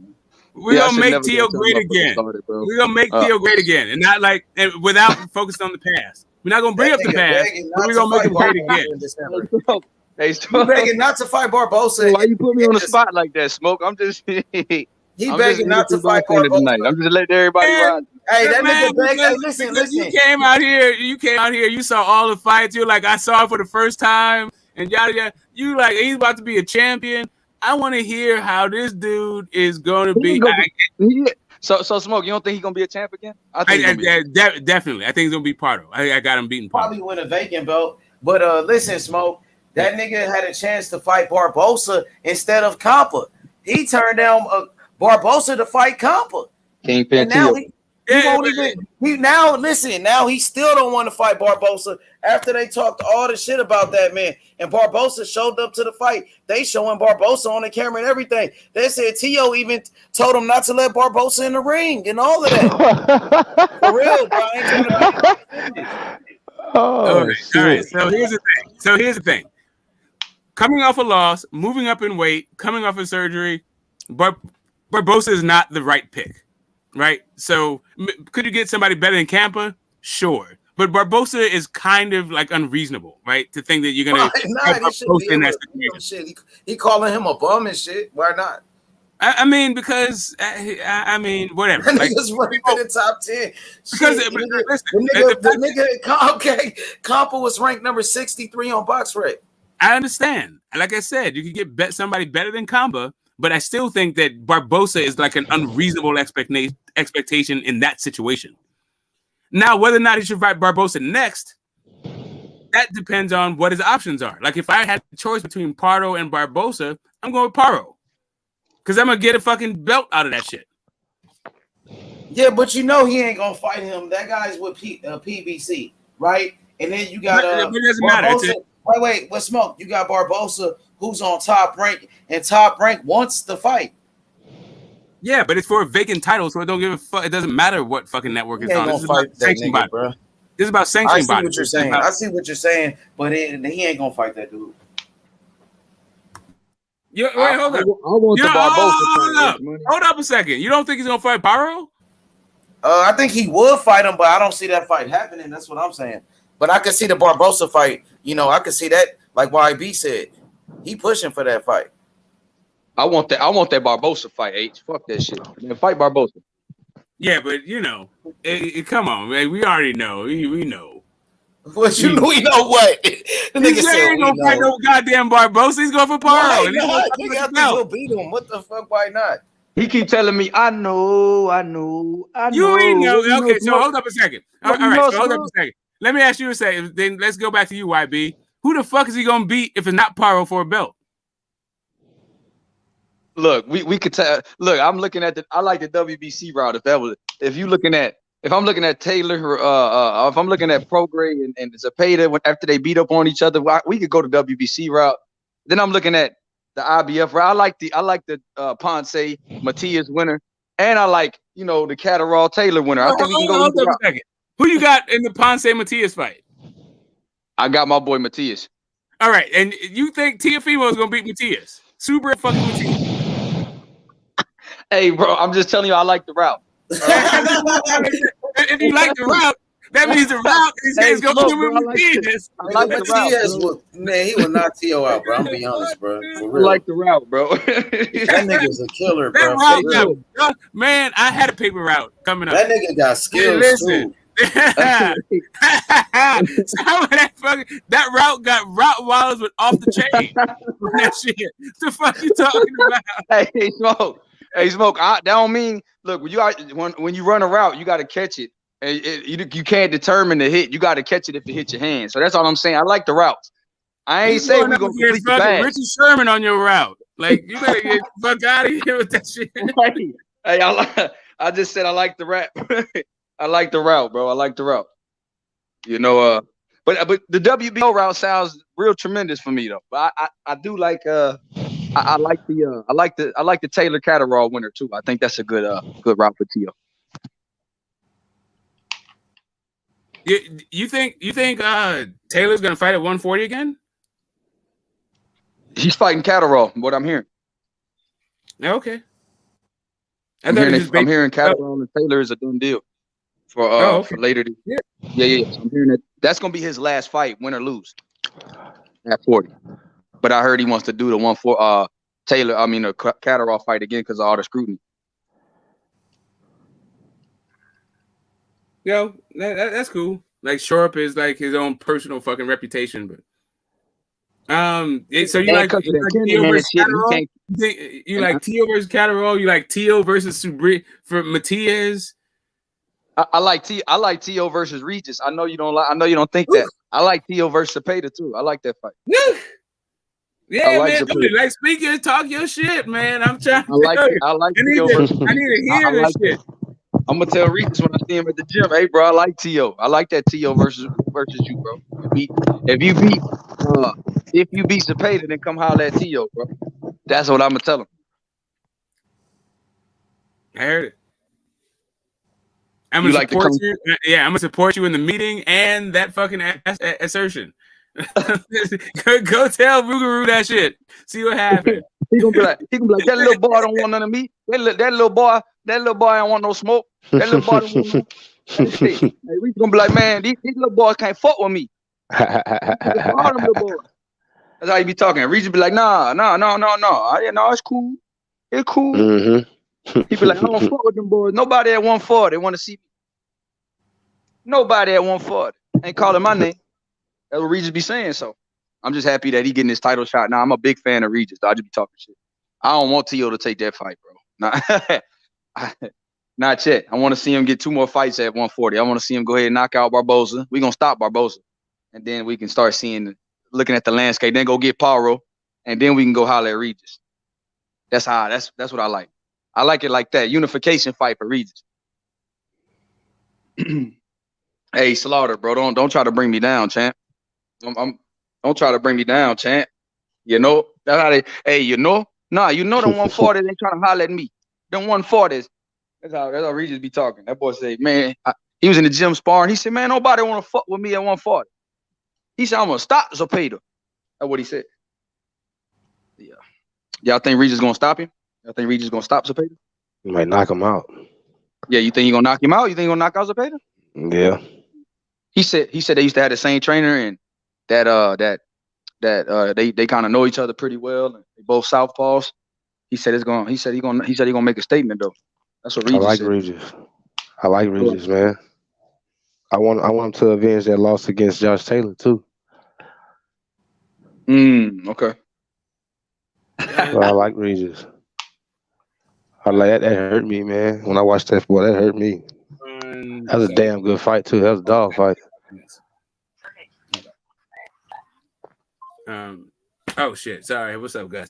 You say it hurt you when you lost to Taylor? Say again. Like Regis to me is a little bit he's a little bit content. If the question is he's gonna stop Cepeda, I think he's like, I don't think he has that gear. Like that's not where he's at with it. Like I think Cepeda is a goddamn dog. He's gonna keep getting up. I think Prograis gonna beat him. I don't think he's gonna stop him. I don't have Tio beating any of those guys, either Cepeda or fucking Prograis.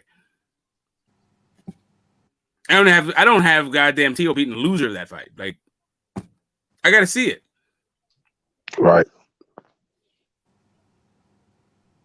Gee, Smoke. Thank you for the optimism. Optimistically, he'll get the fight. That's the optimistic part of it. Winning the fight is some other shit altogether. But I'm optimistic that he'll get a title shot. And like I said, Paro, like you're panning the Paro fight.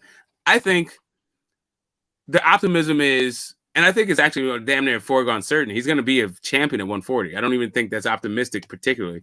I think that's just like kind of, I don't know. I feel like that's a reasonable goddamn expectation. But it's just against who? I don't think it's reasonable to think he's going to beat goddamn Prograis. Or Cepeda. Or Matias.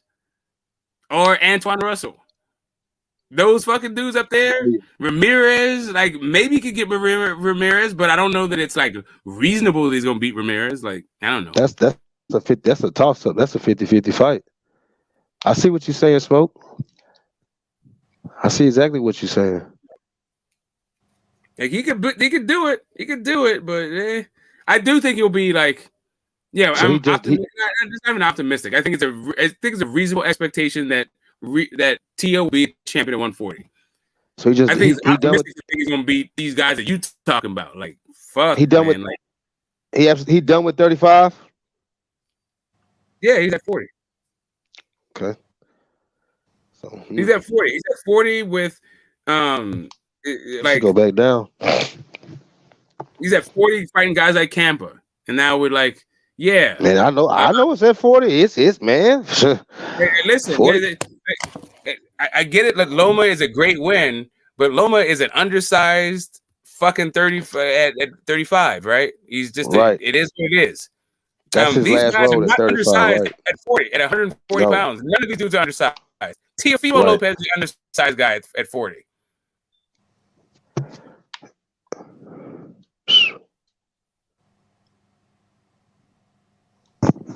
Yeah, and guess what? Teofimo Lopez does not have Loma skills. You think he'll beat do you think T.O. could beat Robert Easter Jr.? Isn't he retired? I think he's trying to. He had a little incident. I think he making a comeback. Man, we'll knock Robert Easter ass out, bro. T.O. will. Robert Easter, I think, is retired. I think Robert Easter's got one fucking foot in the grave. Yeah, and if he fought Teofimo put his other foot in there. Yeah, I'm with YB. But I think he's already tired. I'm not trying to hate on the dude, but I think I don't think he's a 140 pounder. I haven't seen him in fucking forever, and I thought he was retired. Yeah. They had an incident. He got shot. And once he got, yep. He was doing pretty good against fucking Mikey, and then Mikey dropped him, and that was like at the end of him even doing good in that fight. Like, right, and then that fight, he got a gift against who was that? The guy that Ryan just fought Fortuna. You talking about Rancis? No, that was a draw. That was terrible. Yeah, Fortuna. That was a gift. Yeah, he got a gift against Fortuna. Yeah, I didn't think he win that fight. Yeah, I think Robert, man, he been out the ring since that. Has Robert fought? Who's the last? What date was the last fight Robert fought? Man, I'm not trying to be forever ago. That's what I'm saying. I heard that the dude was retired. I don't even know what we're talking about, Bunny. It's forever ago, right? We can look it up. Yeah, I want to see. Smoke, look it up for me, please. Yeah, I got you, bro. I got you. Because Big Smoke, I'm not trying to be facetious by saying it. I just haven't seen. I've known about the incident. With you. I'm right there with you, bro. I'm glad you're okay too. But the last fight of note that I remember was the Mikey Garcia fight, and I'm not trying to be. No, he moved up to 140 after that. He moved up to 140 after the Garcia fight. Did he fight Rancis? Who did he? Yeah, he did. He did fight Rancis.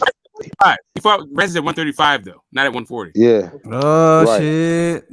The right side. Where you been at? What's up, right family? What's up? MIA. Okay, so his last fight. Shit, it was a couple days before my birthday. His last fight was in February 2021, and he fought Ryan Martin. We talking about Robert Easter? We talking about Robert Easter? Yeah, he did fight Blue Chip. Yeah, okay. Man, T.O. beat the dog shit out of Robert Easter Jr., bro. He'll beat the dog shit out of his ass. Just to be respectful. Leave Bonnie alone. Leave Bonnie alone. I like leave the game. I like Robert Easter. I like Robert Easter, bro. I like him. I like him. Me too. Leave the guy alone. I'm gonna tell Rougarou that he's retired. Yeah, exactly. Pick on Rougarou.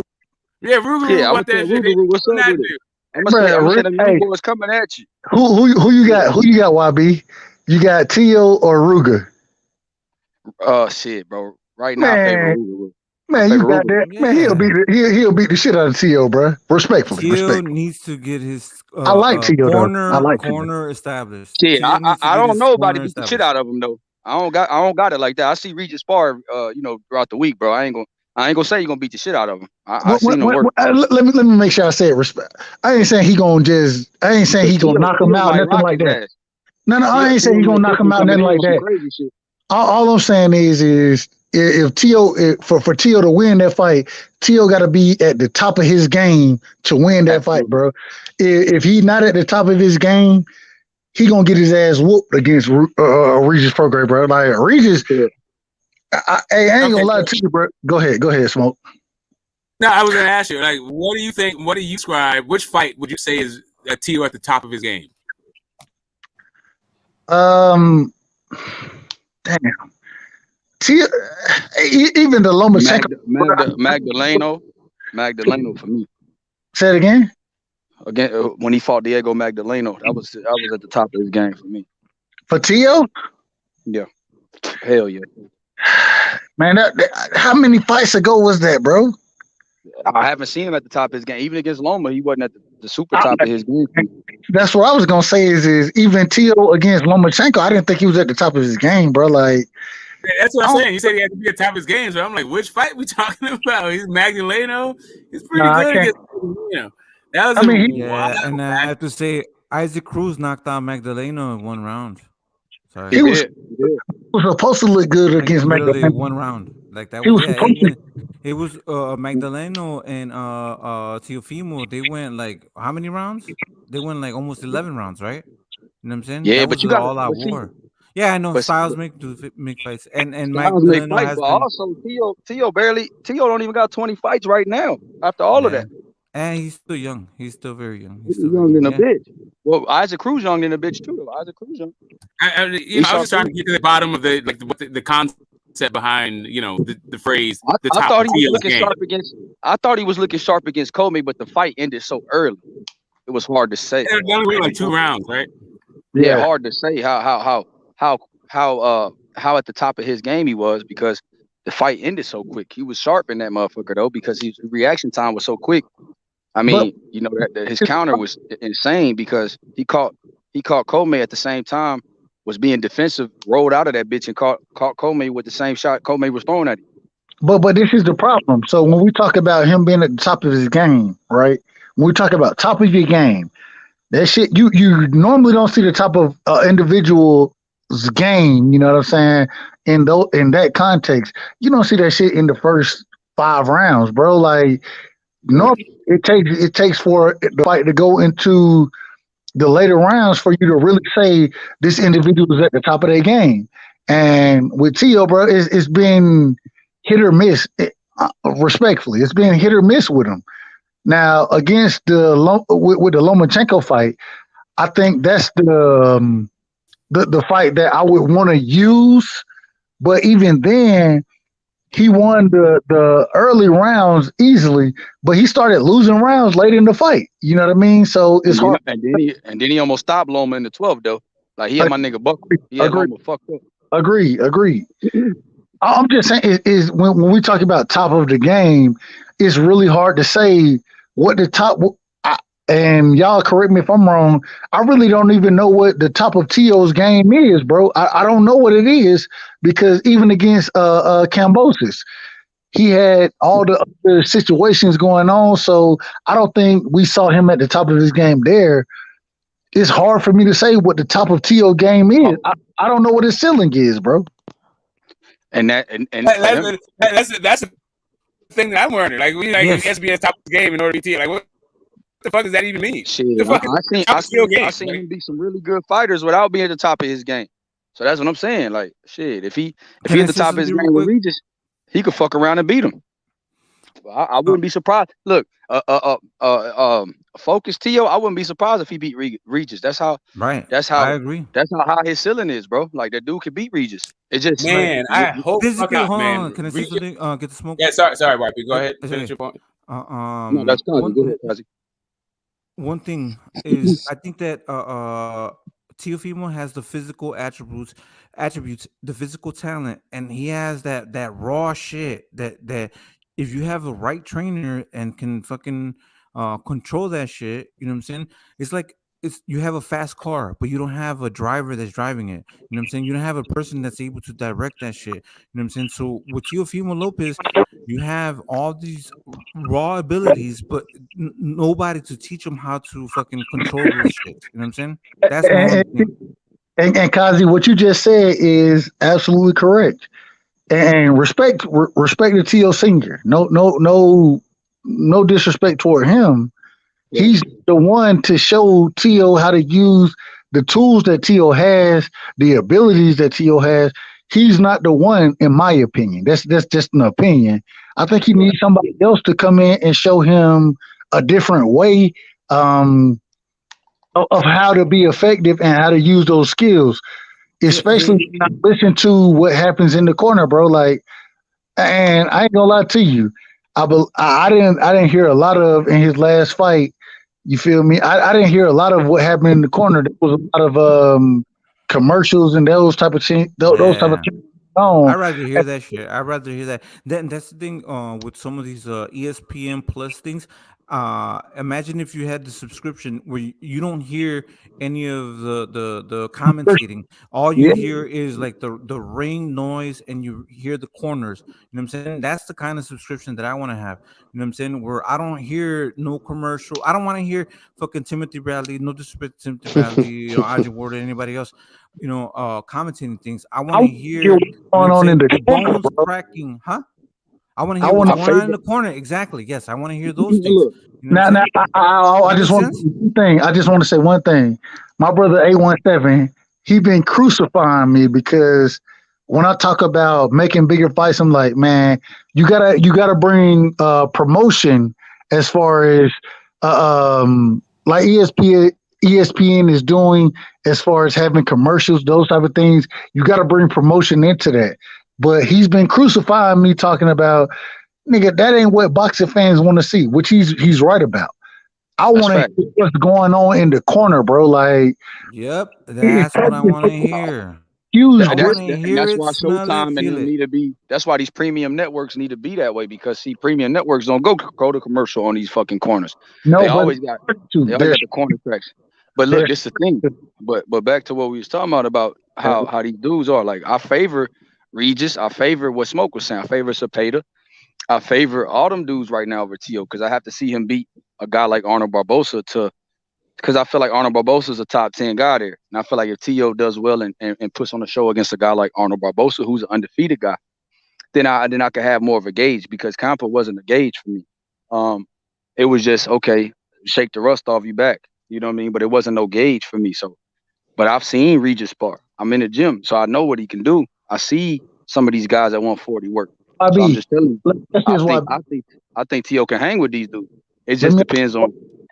And I like when we was talking about trainers, I see he's back with Jorge Rubio, the Cuban, who's a really good trainer. So I like the fact that he's back with him. So I just got to see what let me ask you this.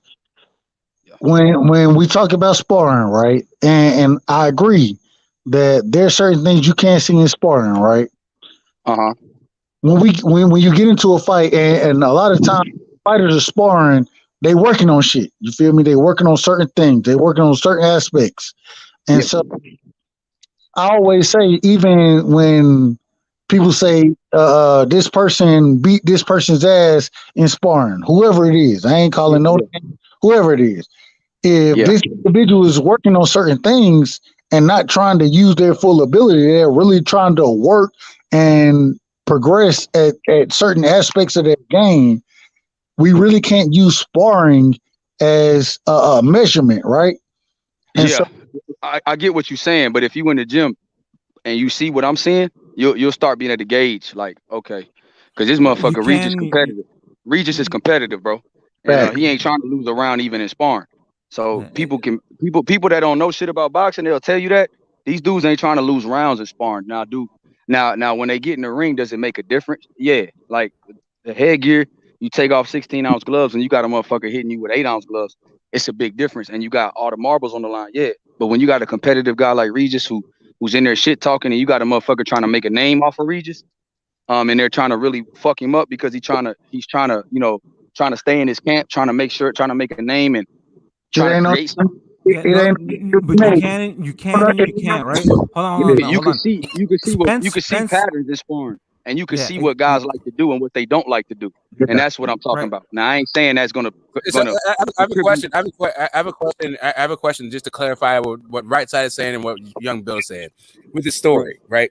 There's a story about the Vladimir Klitschko Deontay Wilder sparring session, which says that Vladimir Klitschko dropped Wilder. Right? But the other part of it is that Wilder was supposed to just go in for broke because they were trying to work on Vladimir Klitschko dealing with like his counterpunching when the guy is just trying to like fuck him up. So what they were saying to Wilder was just don't worry about your defense, just go out there and try to fuck him up. And he got knocked out in that situation. Is that like how do you think that story is bullshit? Do you think that like Wilder is like an anomaly that he doesn't mind losing because he just brought in to give another guy work? Like, do you have guys who are so low on the totem pole and guys who are so high in the totem pole that they might not want to lose rounds in sparring, but they're actually just paid to give the other guy work, regardless of what that if that. This is how I look at sparring, Smoke. To answer your question, I don't know how true that story is, but in all honesty, at King's Gym, you've been around. It's just like when you see these guys work, it's not about who got the better or who that day. It's just you start seeing patterns. If you see them spar 7-8 times against different opponents, but they have the same rhythm, they throw the same shots in every situation, they throw the same combinations, they make the same mistake, and every 10 all 10 sessions. That's something that they haven't corrected. That's something that's a glaring thing, and it shows up in the fight. And so, that's what I'm saying. So I could see things in Regis that I think a good counterpuncher like Tio could take advantage of, if you know what I'm saying. If he's on his game, that's all I'm saying. If Regis coming as reckless as he does, sometimes he might get caught with something. Regis don't necessarily always lead properly with the jab. He don't necessarily work his way in properly. Sometimes he just rushes in there, and Tio love that shit. So I just say, can I say when you got a guy that's coming in crazy, you can get caught with a mean uppercut or a check hook. You can get caught with something, and I see that in Regis. I see the recklessness. I see the aggressiveness that sometimes can work against you. And because Regis don't believe he can get knocked out, and that's a good thing, but that don't mean you can't get caught. That's all I'm saying. One punch could change it all in boxing. But real quick, I see Regis going for broke. But with heavyweights, hold on. My bad. I just want to say something. With heavyweights, even in sparring, you can get knocked the fuck out. Like that shit's not. Yeah, that's Butch. Butch is snoring. Butch is snoring like a robot. Come on, leave Cass alone. Leave it out. Come on, H. Let's preserve Cass's dignity one time. Get my man up the panel. Let him get his ease. And see, even a Devin Haney, I think Devin Haney would do really well at 140. It's not because of my bad would be but real quick. Go ahead, at heavyweights, when they're sparring, you don't think that heavyweights can get knocked out easier? It's just that they're just hitting that hard. I mean, that's it. Everybody's different, bro. Like the punch resist or the punch power and the punch resistance is totally different at heavyweight than any other division, especially the size. Right, I know that. Yeah, exactly. But that's what I'm saying. Like it's a different. Well, it's not just that. It's not just that. It's just that the guys are brought in to give a guy a certain look and given direction. Right? They're saying like we don't get like just forget how it is you fight. We wouldn't just want you to go in there and go for fucking broke. And if you don't have enough cachet in the sport build up for yourself, you might have to just go and be a sacrificial lamb. Right. That's really the fucking point. I agree with Smoke. Like that's the thing. I agree. So look, Regis, I favor 60-40 over Tio. That's a 60-40 fight right now. And that's what I'm saying. I don't favor him over. No, I'm just saying. Can Regis? Like me, like I still feel like Tank Davis is a tough fight for Regis, and I feel like Regis is a tough fight for Tank. I just see, I know Tank is shit. I know Tank is a sharpshooter. You come in there with Tank making a lot of mistakes, coming in crazy, trying to knock him out, you might get caught in the process, and that's just how I feel. I'm not saying Regis wouldn't beat Tank. I just feel like Tank might catch him coming in and spark him.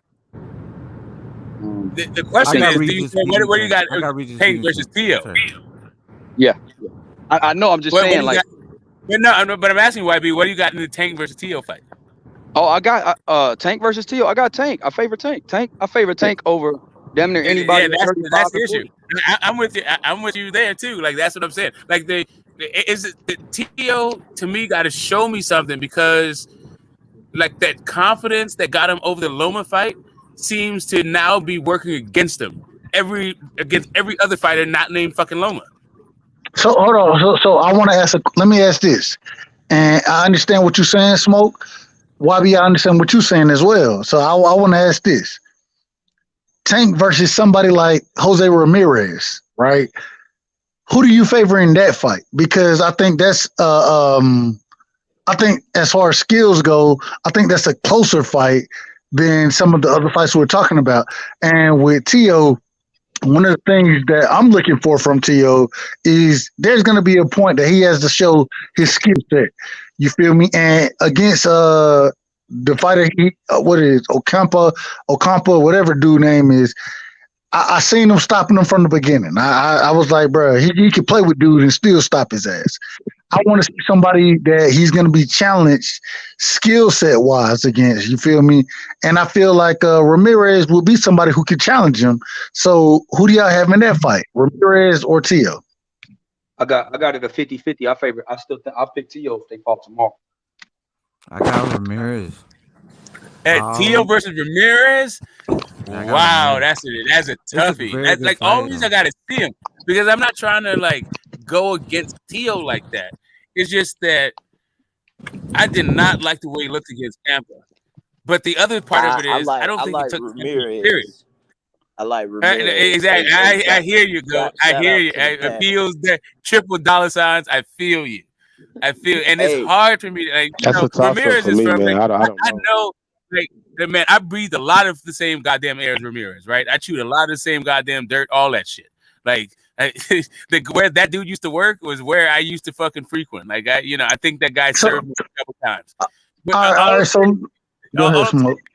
All I'm saying is, that is a very fucking tough fight. But we've seen Ramirez be sometimey in fights. We don't know. Like the best Ramirez that we saw was against Mo Hooker.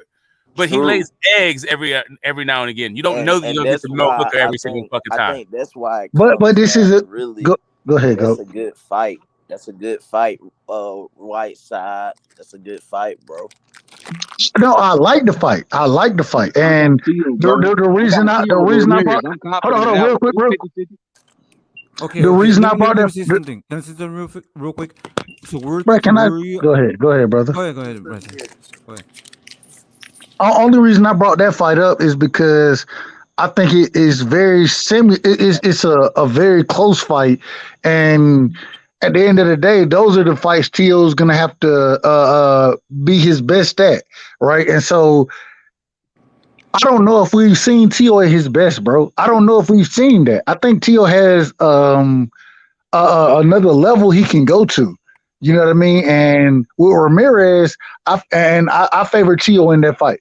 The reason I favor Tio is because, once again, I think there's another level that he can go to. I haven't seen it yet, but I believe it's there. I think Ramirez, with Ramirez, I think we've seen the best that he can do, you feel me, as far as fights go. And I think Tio can take it to another level. I just think he hadn't been tested. And even when he was tested, if you want to say he was tested against what's the Australian name with Cambosis, if you want to say he was tested there, I don't think he was really tested there. I think that he came in on a high horse and didn't expect to have to go to another level. I think Tio has multiple levels above what we've seen from him, and I think it shows up at 40, bro. I think that shit shows up at 40. I'm high on Tio. Go ahead. Let me jump in right into that, right? So you have a guy like Ramirez that went literally up against the best 140-pound champion, which was fucking Josh Taylor. So he's bona fide. He's certified to be, the second best fucking junior welterweight, right? Then you have a fighter with Teofimo that's barely moving up, So he hasn't been tested there. So I'm going to go with the person that has the most credibility, which would be Jose Ramirez, that also has grit. That's also he didn't get knocked out. He got knocked down, but he got beat, but he didn't get knocked out. You know what I'm saying? That's gonna take a lot for these motherfuckers to fucking beat a guy like Ramirez. Y'all counting him out. I say this, what just to piggyback on what you were saying, right side with you haven't seen that level. I think that's, I feel like that's the question with T.O. Can we see him, really get focused and bite down and hit that next level? You know what I'm saying? We've seen him hit levels, and I'm with you. I think it's another level that can be achieved, but it's a question of how committed and how much, do you have, or do you have the right people around you? You know what I'm saying? Is that really what you want to do? So we just gotta see, man. Hey, side note, shout out. Hey, hold on, I got you, Smoke, but shout out Marky Dan, man, because he paid me. He a man of his word. Of course I got he my is. money. I got my money through what it was supposed to already. be. Nobody thought anything different, bro. You don't got to shout that shit out. We know. You know about So Marky. shout out my mans already. Hey, Usyk. It's always good to get your money based off your prediction. Go ahead, Smoke. No. I was just gonna go to the place of we're talking about. You think he has another gear, but we haven't fucking seen it. And for me, Teofimo Lopez, although he is the former unified champion, he was, and he did unify against another champion. He didn't just like beat a guy who was already unified, Usyk. But I still think he's a work in progress. I don't know, like this idea about on his A game. I don't know what that fucking is. This other level, this other gear. I don't know what that is either. Right? But I agree with you on that. He's in the second division, right? But I don't really fucking know. And that's really what it is. Like we're talking about like known quantities, polished fucking articles. We're talking about fucking Matias, who is a literal killer. Right? You're like a guy who's in, like, we don't know what he's gonna come up from one fight to the next, who thinks his fucking shit smells like potpourri. Like, I don't know how the hell you project this guy over these guys, over these known and proven quantities. So if you allow me, Smoke, respectfully, and I agree with you. I don't know what TO is. I don't, but I do. As far as boxing goes, bro, one thing we have to do when we look at big fights, we have to project. The reason we have to project is because if I go off of what you did your last fight, then I'm gonna say a lot of niggas get their ass whooped off of their last, bro. You feel me? I gotta project. No, I got you. Hold on. And in saying that, that's why Usyk was not the favorite in the first Joshua fight, because of the Chisora fight and the Witherspoon fight. People felt like he wasn't a real heavyweight. Exactly what YB is saying. Exactly that. It's like all you have to work on is that. YB is agreeing with me that we have to project on what we see. Because if we go off of the Usyk Chisora, if we go off of that shit, then we're gonna sit here and say he's gonna get his ass whooped. Hey, Dub, before you go too far on this, I think you're going off on a tangent, though, and what I'm actually talking about. We're not talking. What I'm saying to you is you're projecting something we've never seen before, not predicting something because of tendencies. What YB is saying is, if you predict because of tendencies, you can get something like Usyk being an underdog, even though he is, because you don't know how the fuck AJ is going to fight. I'm saying exactly what YB is saying. But what I'm saying to you is, when it comes out to my point, when I'm talking about another gear or the best of Teofimo Lopez, what the fuck is that? So once again, if we're going off of what we saw from Usyk before he fought AJ the first time, right? Hence the reason a lot of people had AJ winning that fight because of what they saw. What I'm saying is the same thing with Tio. with Usyk, we didn't see what he could really be until he had to step in the ring, right? Him fighting the best brought the best out of him. And I think it's the same with Tio, bro. Like when he fought Lomachenko, even though people will tell me it's a close fight, he beat the shit out of Lomachenko in the early rounds in that fight. Now, when in the later rounds of that fight, he went to some shit that I disagreed with, but he had the fight already motherfucking won.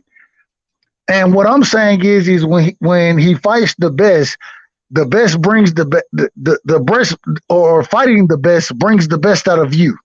And that's what we saw with Usyk. You feel me? We saw that. And so all I'm saying is that at the end of the day, I don't know what, and the same way you don't know what Tio's what his ceiling is. What we know is that when he did run up against the best and not take him, because I don't think Kambosos was better than Lomachenko. I don't think none of y'all think Kambosos was better than Lomachenko. He beat Lomachenko because he was able to bring the best out of himself. And when he runs up against that competition, I think we'll see a different Tio, bro. Like, I'm just saying we can't slight the brother, you know what I'm saying, because of one fight. And really, when niggas talk shit about Tio, they talking shit about him because of the Kambosos fight. That's the only reason you talking shit about the brother. And I mean, wasn't the individual. Moses wasn't the individual to bring the best out of him.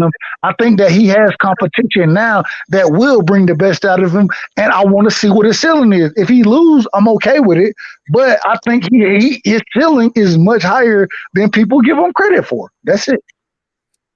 Right. So there's several things in there, but I think that you got the analogy wrong, right? So the issue with Usyk being the underdog was because people were projecting things in AJ that they hadn't seen before. The same way that you're projecting shit in Tio that we haven't seen before. People were thinking AJ was going to use his size in order to bully fucking Usyk. That's why they thought he was going to win. That's why Usyk was the underdog. Instead, what we got was AJ trying to outbox Usyk. If people understood that AJ was going to outbox Usyk, that's why we still smoking on AJ. Go ahead, Smoke. Go ahead. The reason why, like the same way, if people knew that AJ was going to try to outbox Usyk, and if you hear anybody's goddamn projection before that fight, you would hear that everyone is a goddamn unanimous consensus that AJ cannot outbox Usyk. But that's what he tried to fucking do. But that's why the reason why, 4-minute rant. Like, hold on. You made like 15 points. Let me finish. I can really only address 2 or 3 of them. So I can't like get a rebuttal in like when I'm only in talking about one of them at this point. You made too many fucking points for me to even address. So let me just get through this. The thing about the mistake that's being made is not that Usyk as the underdog could beat AJ given their tendencies. The mistake being made is that Teofimo can do some shit that we never seen before, the same way we're talking about AJ doing some shit that we never seen before. No, that's not true. I understand that you think it's not true. But that is literally what you're talking about when you're saying that he has another gear that we've never seen. Can I make it? Let me finish. Let me finish. I don't need, I would like to make at least 3 points, bro. There's going to be 9. There's going to be 12 other points that you already made that I'm not even going to address. Right? So I'm trying to just address these 3 fucking points. Since you already fucking made, you took umbrage of just this one thing, I will explain. So that it's really simple. We have never seen this other gear that you are talking about from Teofimo Lopez. We've also never seen this other fucking that AJ is going to use his weight and his size to bully Usyk. He didn't do it in any other fucking fight. He's always been a fucking a mid-range combination puncher. But for some reason, people thought, you know what? For what you need to do for Usyk, you need to fucking use your size and all this stuff. So he had the attributes. You saw what he could do, but that's not that guy. And we've never seen him do that shit before. So why the hell are we projecting him to do that and say he's going to do it and then beat fucking Usyk? Right? That's just that particular point. And you know what? Go ahead. Fuck. No. Go ahead, Smoke. I want to make sure you get your shit off. I don't want to cut you off. Go ahead, brother. Go You ahead. cut me off like 3 fucking anyway. So No, yeah, quiet. I'm quiet. Go ahead. Hey, nah, let's go. What's your issue? What's your issue with that? So now, is it my turn now? Yeah, what's your issue with that? So what you're saying is not what I'm saying. What I'm saying is that the same way, like you said, people said that, and I'm comparing. This is the funny part. I'm comparing Tio more to Usyk than AJ. People said AJ would come in, bully Usyk, whatever, and Usyk showed another part of his game. You feel me? I feel like Tio can do the same thing when he comes into a fight, especially against the fighters at 40 right now. I think he can show a different part of his game. That's all I'm saying. I'm not talking about. I'm not even quite sure what you're talking. Exactly. You're not listening to anything I said. You just interrupted me, and I don't even. Like, I'm gonna let that shit go.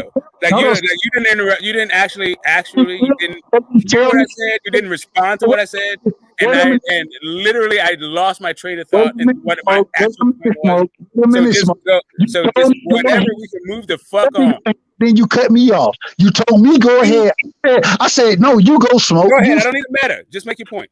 I said, you go ahead, Smoke. I don't need for you to explain what happened. I know you told me to go ahead, but now you're telling me that I interrupted you when I went ahead. See, when I start talking, you want to cut me off. You told me to go ahead. Go ahead, Smoke. Go ahead again.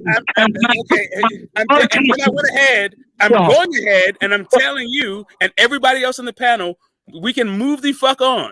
My train of thought is completely goddamn shattered. What you interrupted me to do, you interrupted me over and over. You told me to go ahead, and you interrupted me again. You told me over and over again that when you interrupted me over and over again to tell me that my point was wrong, you didn't actually even address what I was saying, and you completely shattered my train of thought.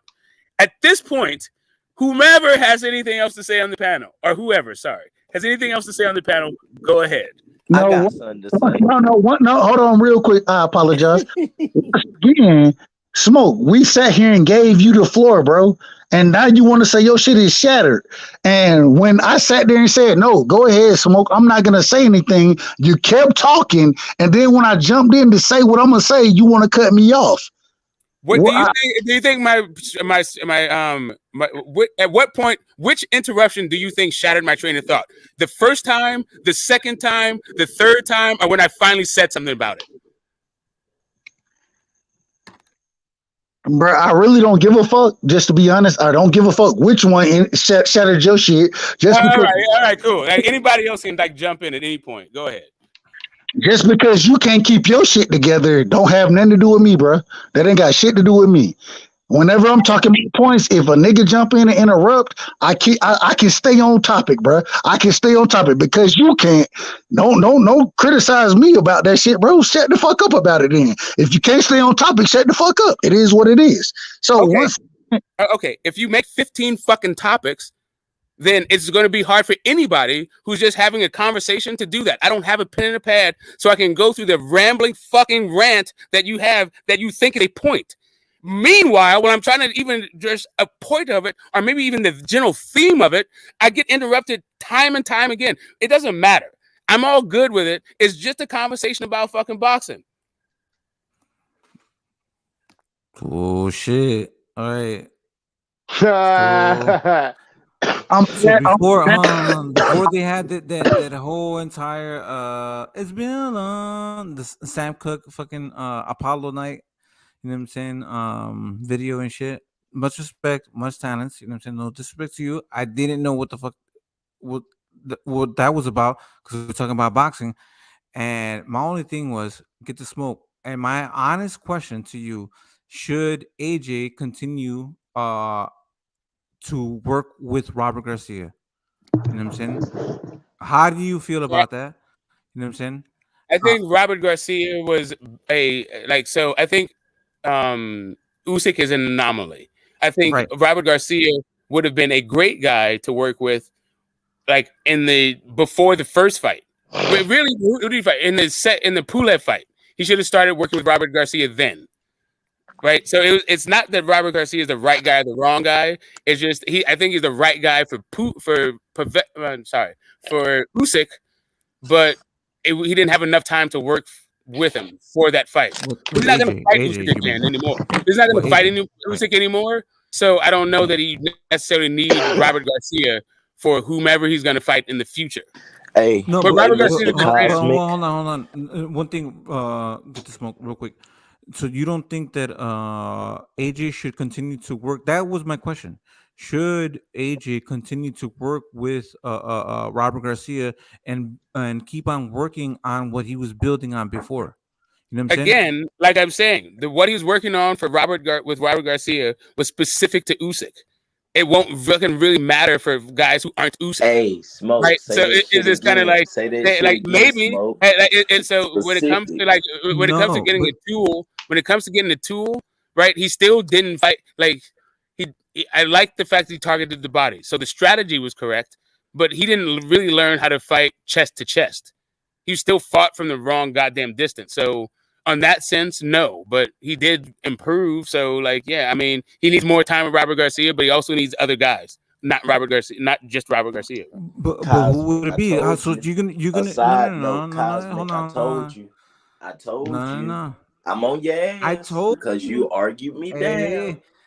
I told you what that high guard do. What that high if you look at what AJ was able to do, his best defense was his high guard against Usyk. What were you talking about? What? And he stepped around. It's the only defense he has. It's not like he has a half guard or no guard. Have anything else. Exactly. All he's got is fucking high guard. Exactly. Yes, that's what he should have kept on the whole entire time. That's the thing. You just work on the one thing that you need to do. Kazi, what defense did he? Kazi, what defense did he go to outside of the high guard? What defense did he go to? Thank you. What defense can he go to? No. You just said that he didn't use the high guard enough. Hold on, Kazi. Hold on, real quick. You just said he didn't use any other defense. You know what? So what did he? But you said he didn't use. But you said he didn't use the high guard enough. So what other guard did he use, bro? What else did he use? Any defense. That's the whole entire entire thing. When he you just walked forward with his hands by his waist. Exactly. He walked forward with his hands by his waist. Exactly what he was doing. He was keeping that chin up. He was resorting to the same fucking basic things. I'm about ready to roast you part 2 because you were talking all that fucking AJ shit and all that. Bro, you're wearing a t-shirt over a hoodie. Bro, you're embarrassing. And you're in a bathroom. It's a hoodie. You're in a bathroom. Where you at? Smoking by yourself, motherfucker. Where you at? Your mother's basement, smoking a blunt by yourself, wearing a fucking t-shirt, bro. I'm at my own house with your yellow ass teeth. With your yellow ass teeth, all in the camera. Why you motherfucker? Because you need to you need to worry about your life. Fuck about boxing. Go worry about your fucking life. Your teeth is yellow, bro. On camera, your teeth are yellow. You got the upside down. Fucking McDonald's arch. Look at your teeth. Your fucking teeth is yellow as fuck. Put your face on the camera. I don't have to do that shit. Put your face on the camera. Same dick suckers like you claiming all that Robert Garcia shit. It doesn't matter. You look embarrassing. Look at your bathroom. Look at your bathroom. Look at you. Look at your bathroom. Bro, why is your teeth yellow as fuck? That shit looks like the Midwest cornfields. The Midwest cornfields. You gonna get on the Midwest cornfields, my guy. Oh, you still go saying shut your camera thing. Go shut your camera off. Still sucking Robert Garcia shit. Still preaching that same shit. I'm just telling you, bro. Then your countrymen didn't save you. Fucking more yellow than I don't even want to say anything. That pressure can't help you. It looks like a cornfield. You know that pressure can't help you. But you won't even show yourself on camera. Yeah, a toothbrush can't help you. A toothbrush can't help you. A toothbrush can't help you. A toothbrush can't help you. Okay, all right. Hold that for a second. Right. I've seen both of you guys. He's put himself on camera before. Both of you guys got burly ass fucking beards. Let's talk about boxing, not each other.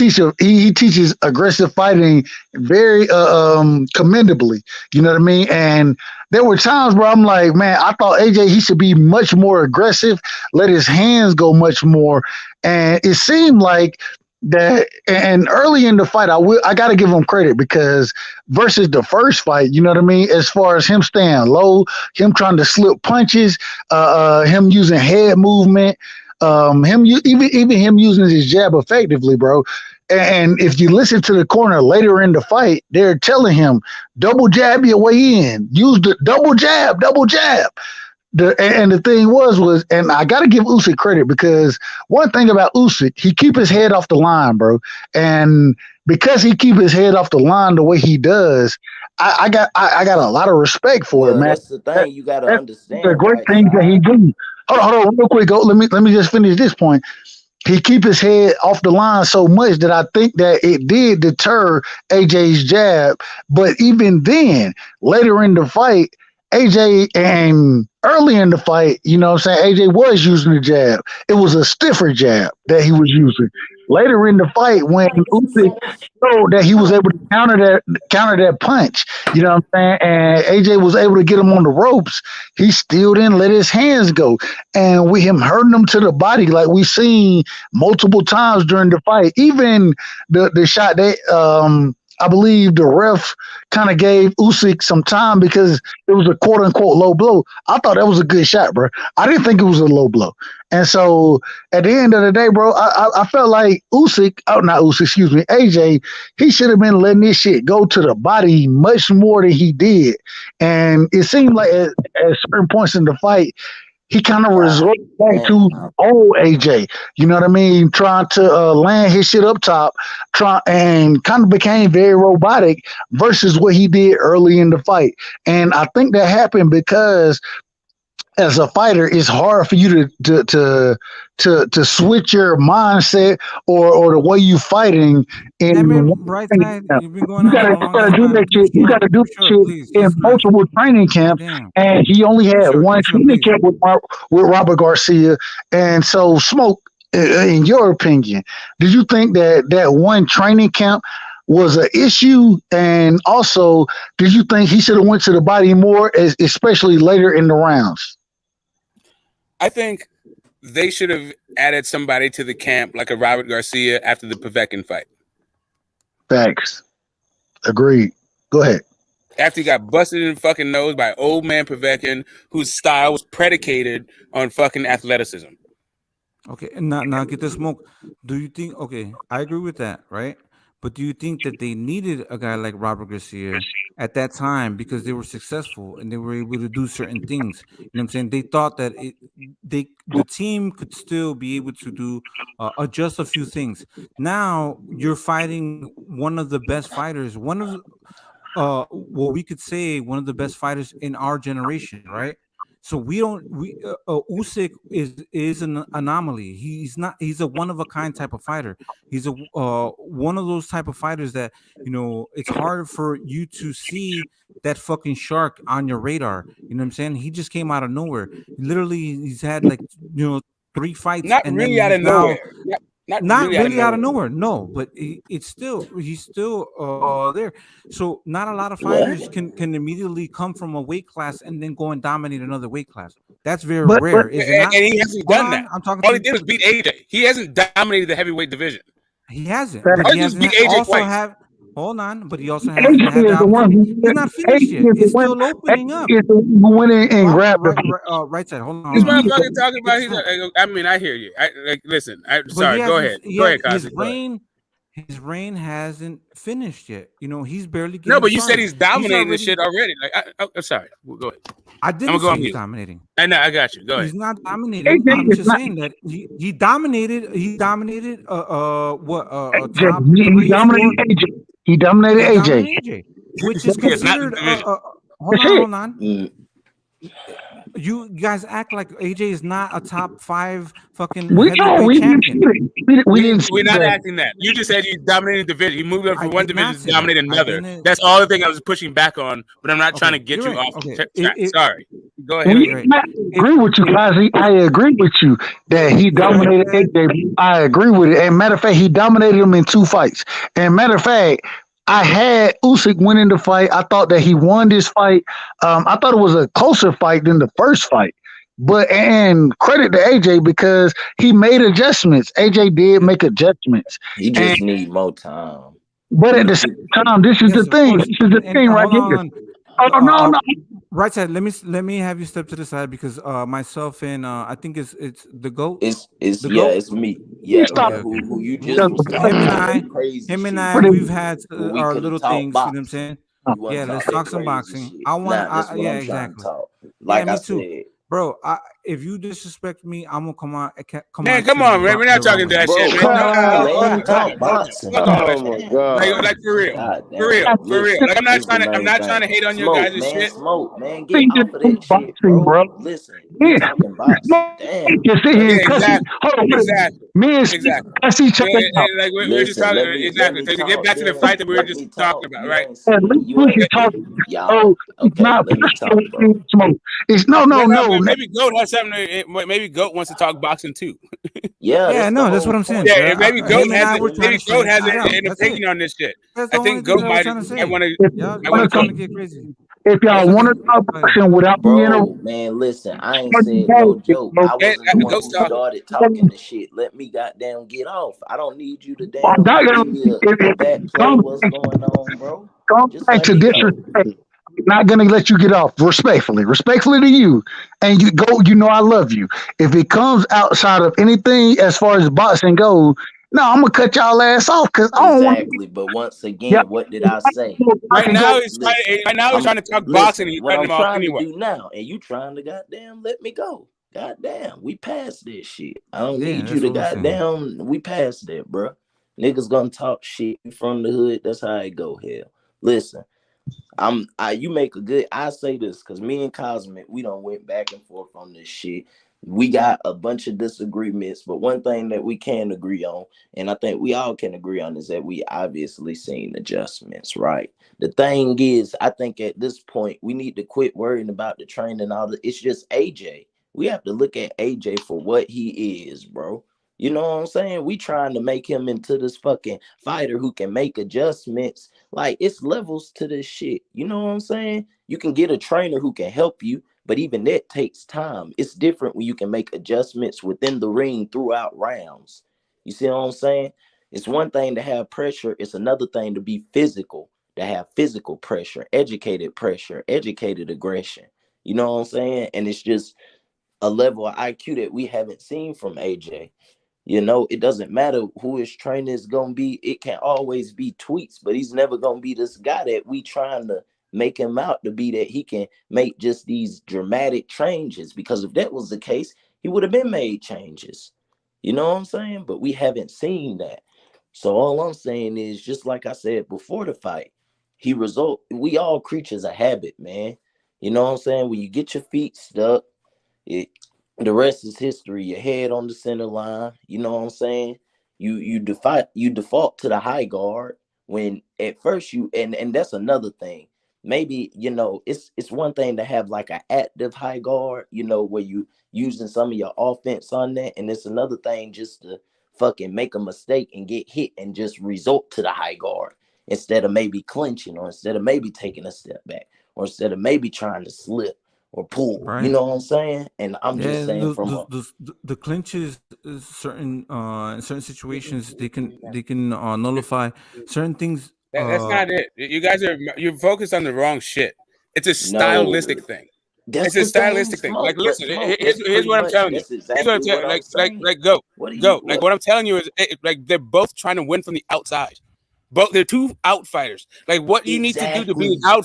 outfighter, since Usyk is an outfighter, what AJ needed to do is be an infighter, and he's not that guy.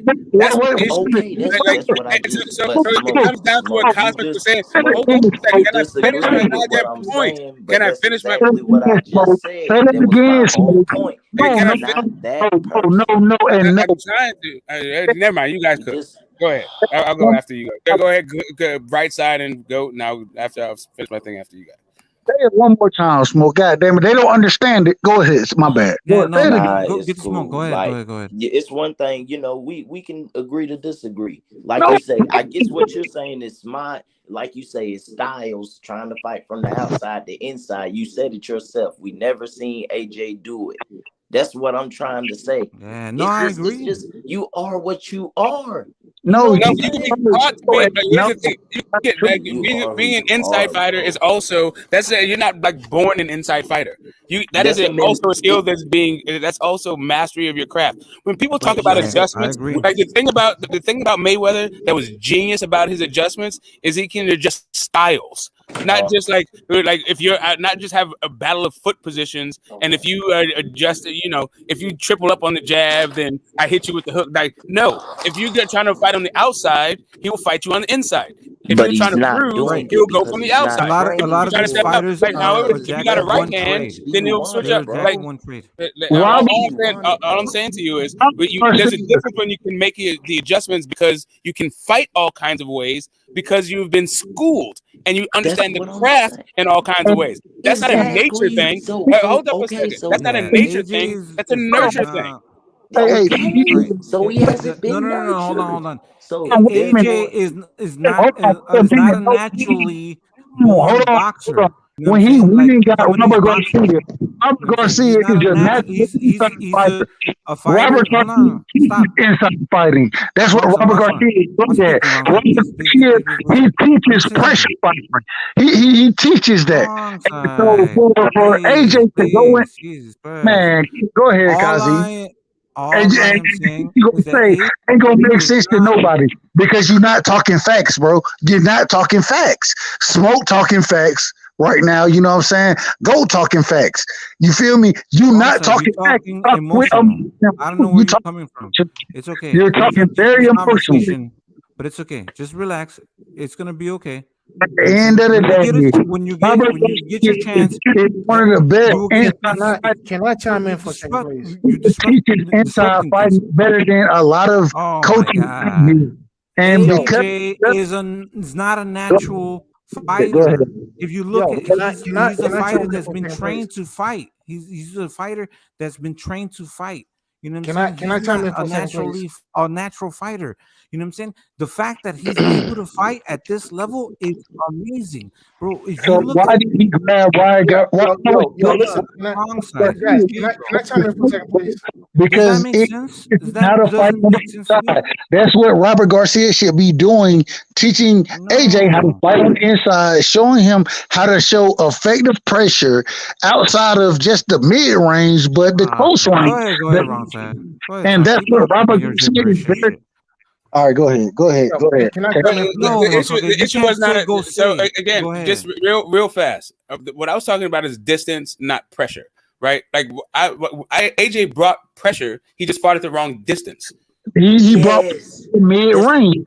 and see that's You the be thing, pressure Smoke. in the Like he didn't. inside. You It can't didn't need get to be that pressure from. at the mid range. I agree with you, Smoke. I agree And 100%. look, another thing is, like I say, you resort to tendencies when you get tired. Like the nigga got tired, he resorted to Yeah, his same yeah, he did. tendencies. That's why Yeah, if you look to the back Listen, end, his guys, can I whole chime in game for one plan went thing? out the window. Can I chime in for a Well, I second? mean, right. So, but I think experienced trainers understand that, and they even prepare fighters for that, right? Yo, listen. Right. The situation with AJ, I think, is the heavyweight division in a microcosm. Now, what I mean by that is the heavyweight division for years has been shit. Okay? If you look at the top fighters Go ahead. In the heavyweight division, right now you have Tyson Fury, and then behind Tyson Fury are a bunch of B and C caliber fighters. And really, I think that's probably being generous. And heavyweight division for a long time has just been a wasteland. Bro, that shit has what we're talking about right now.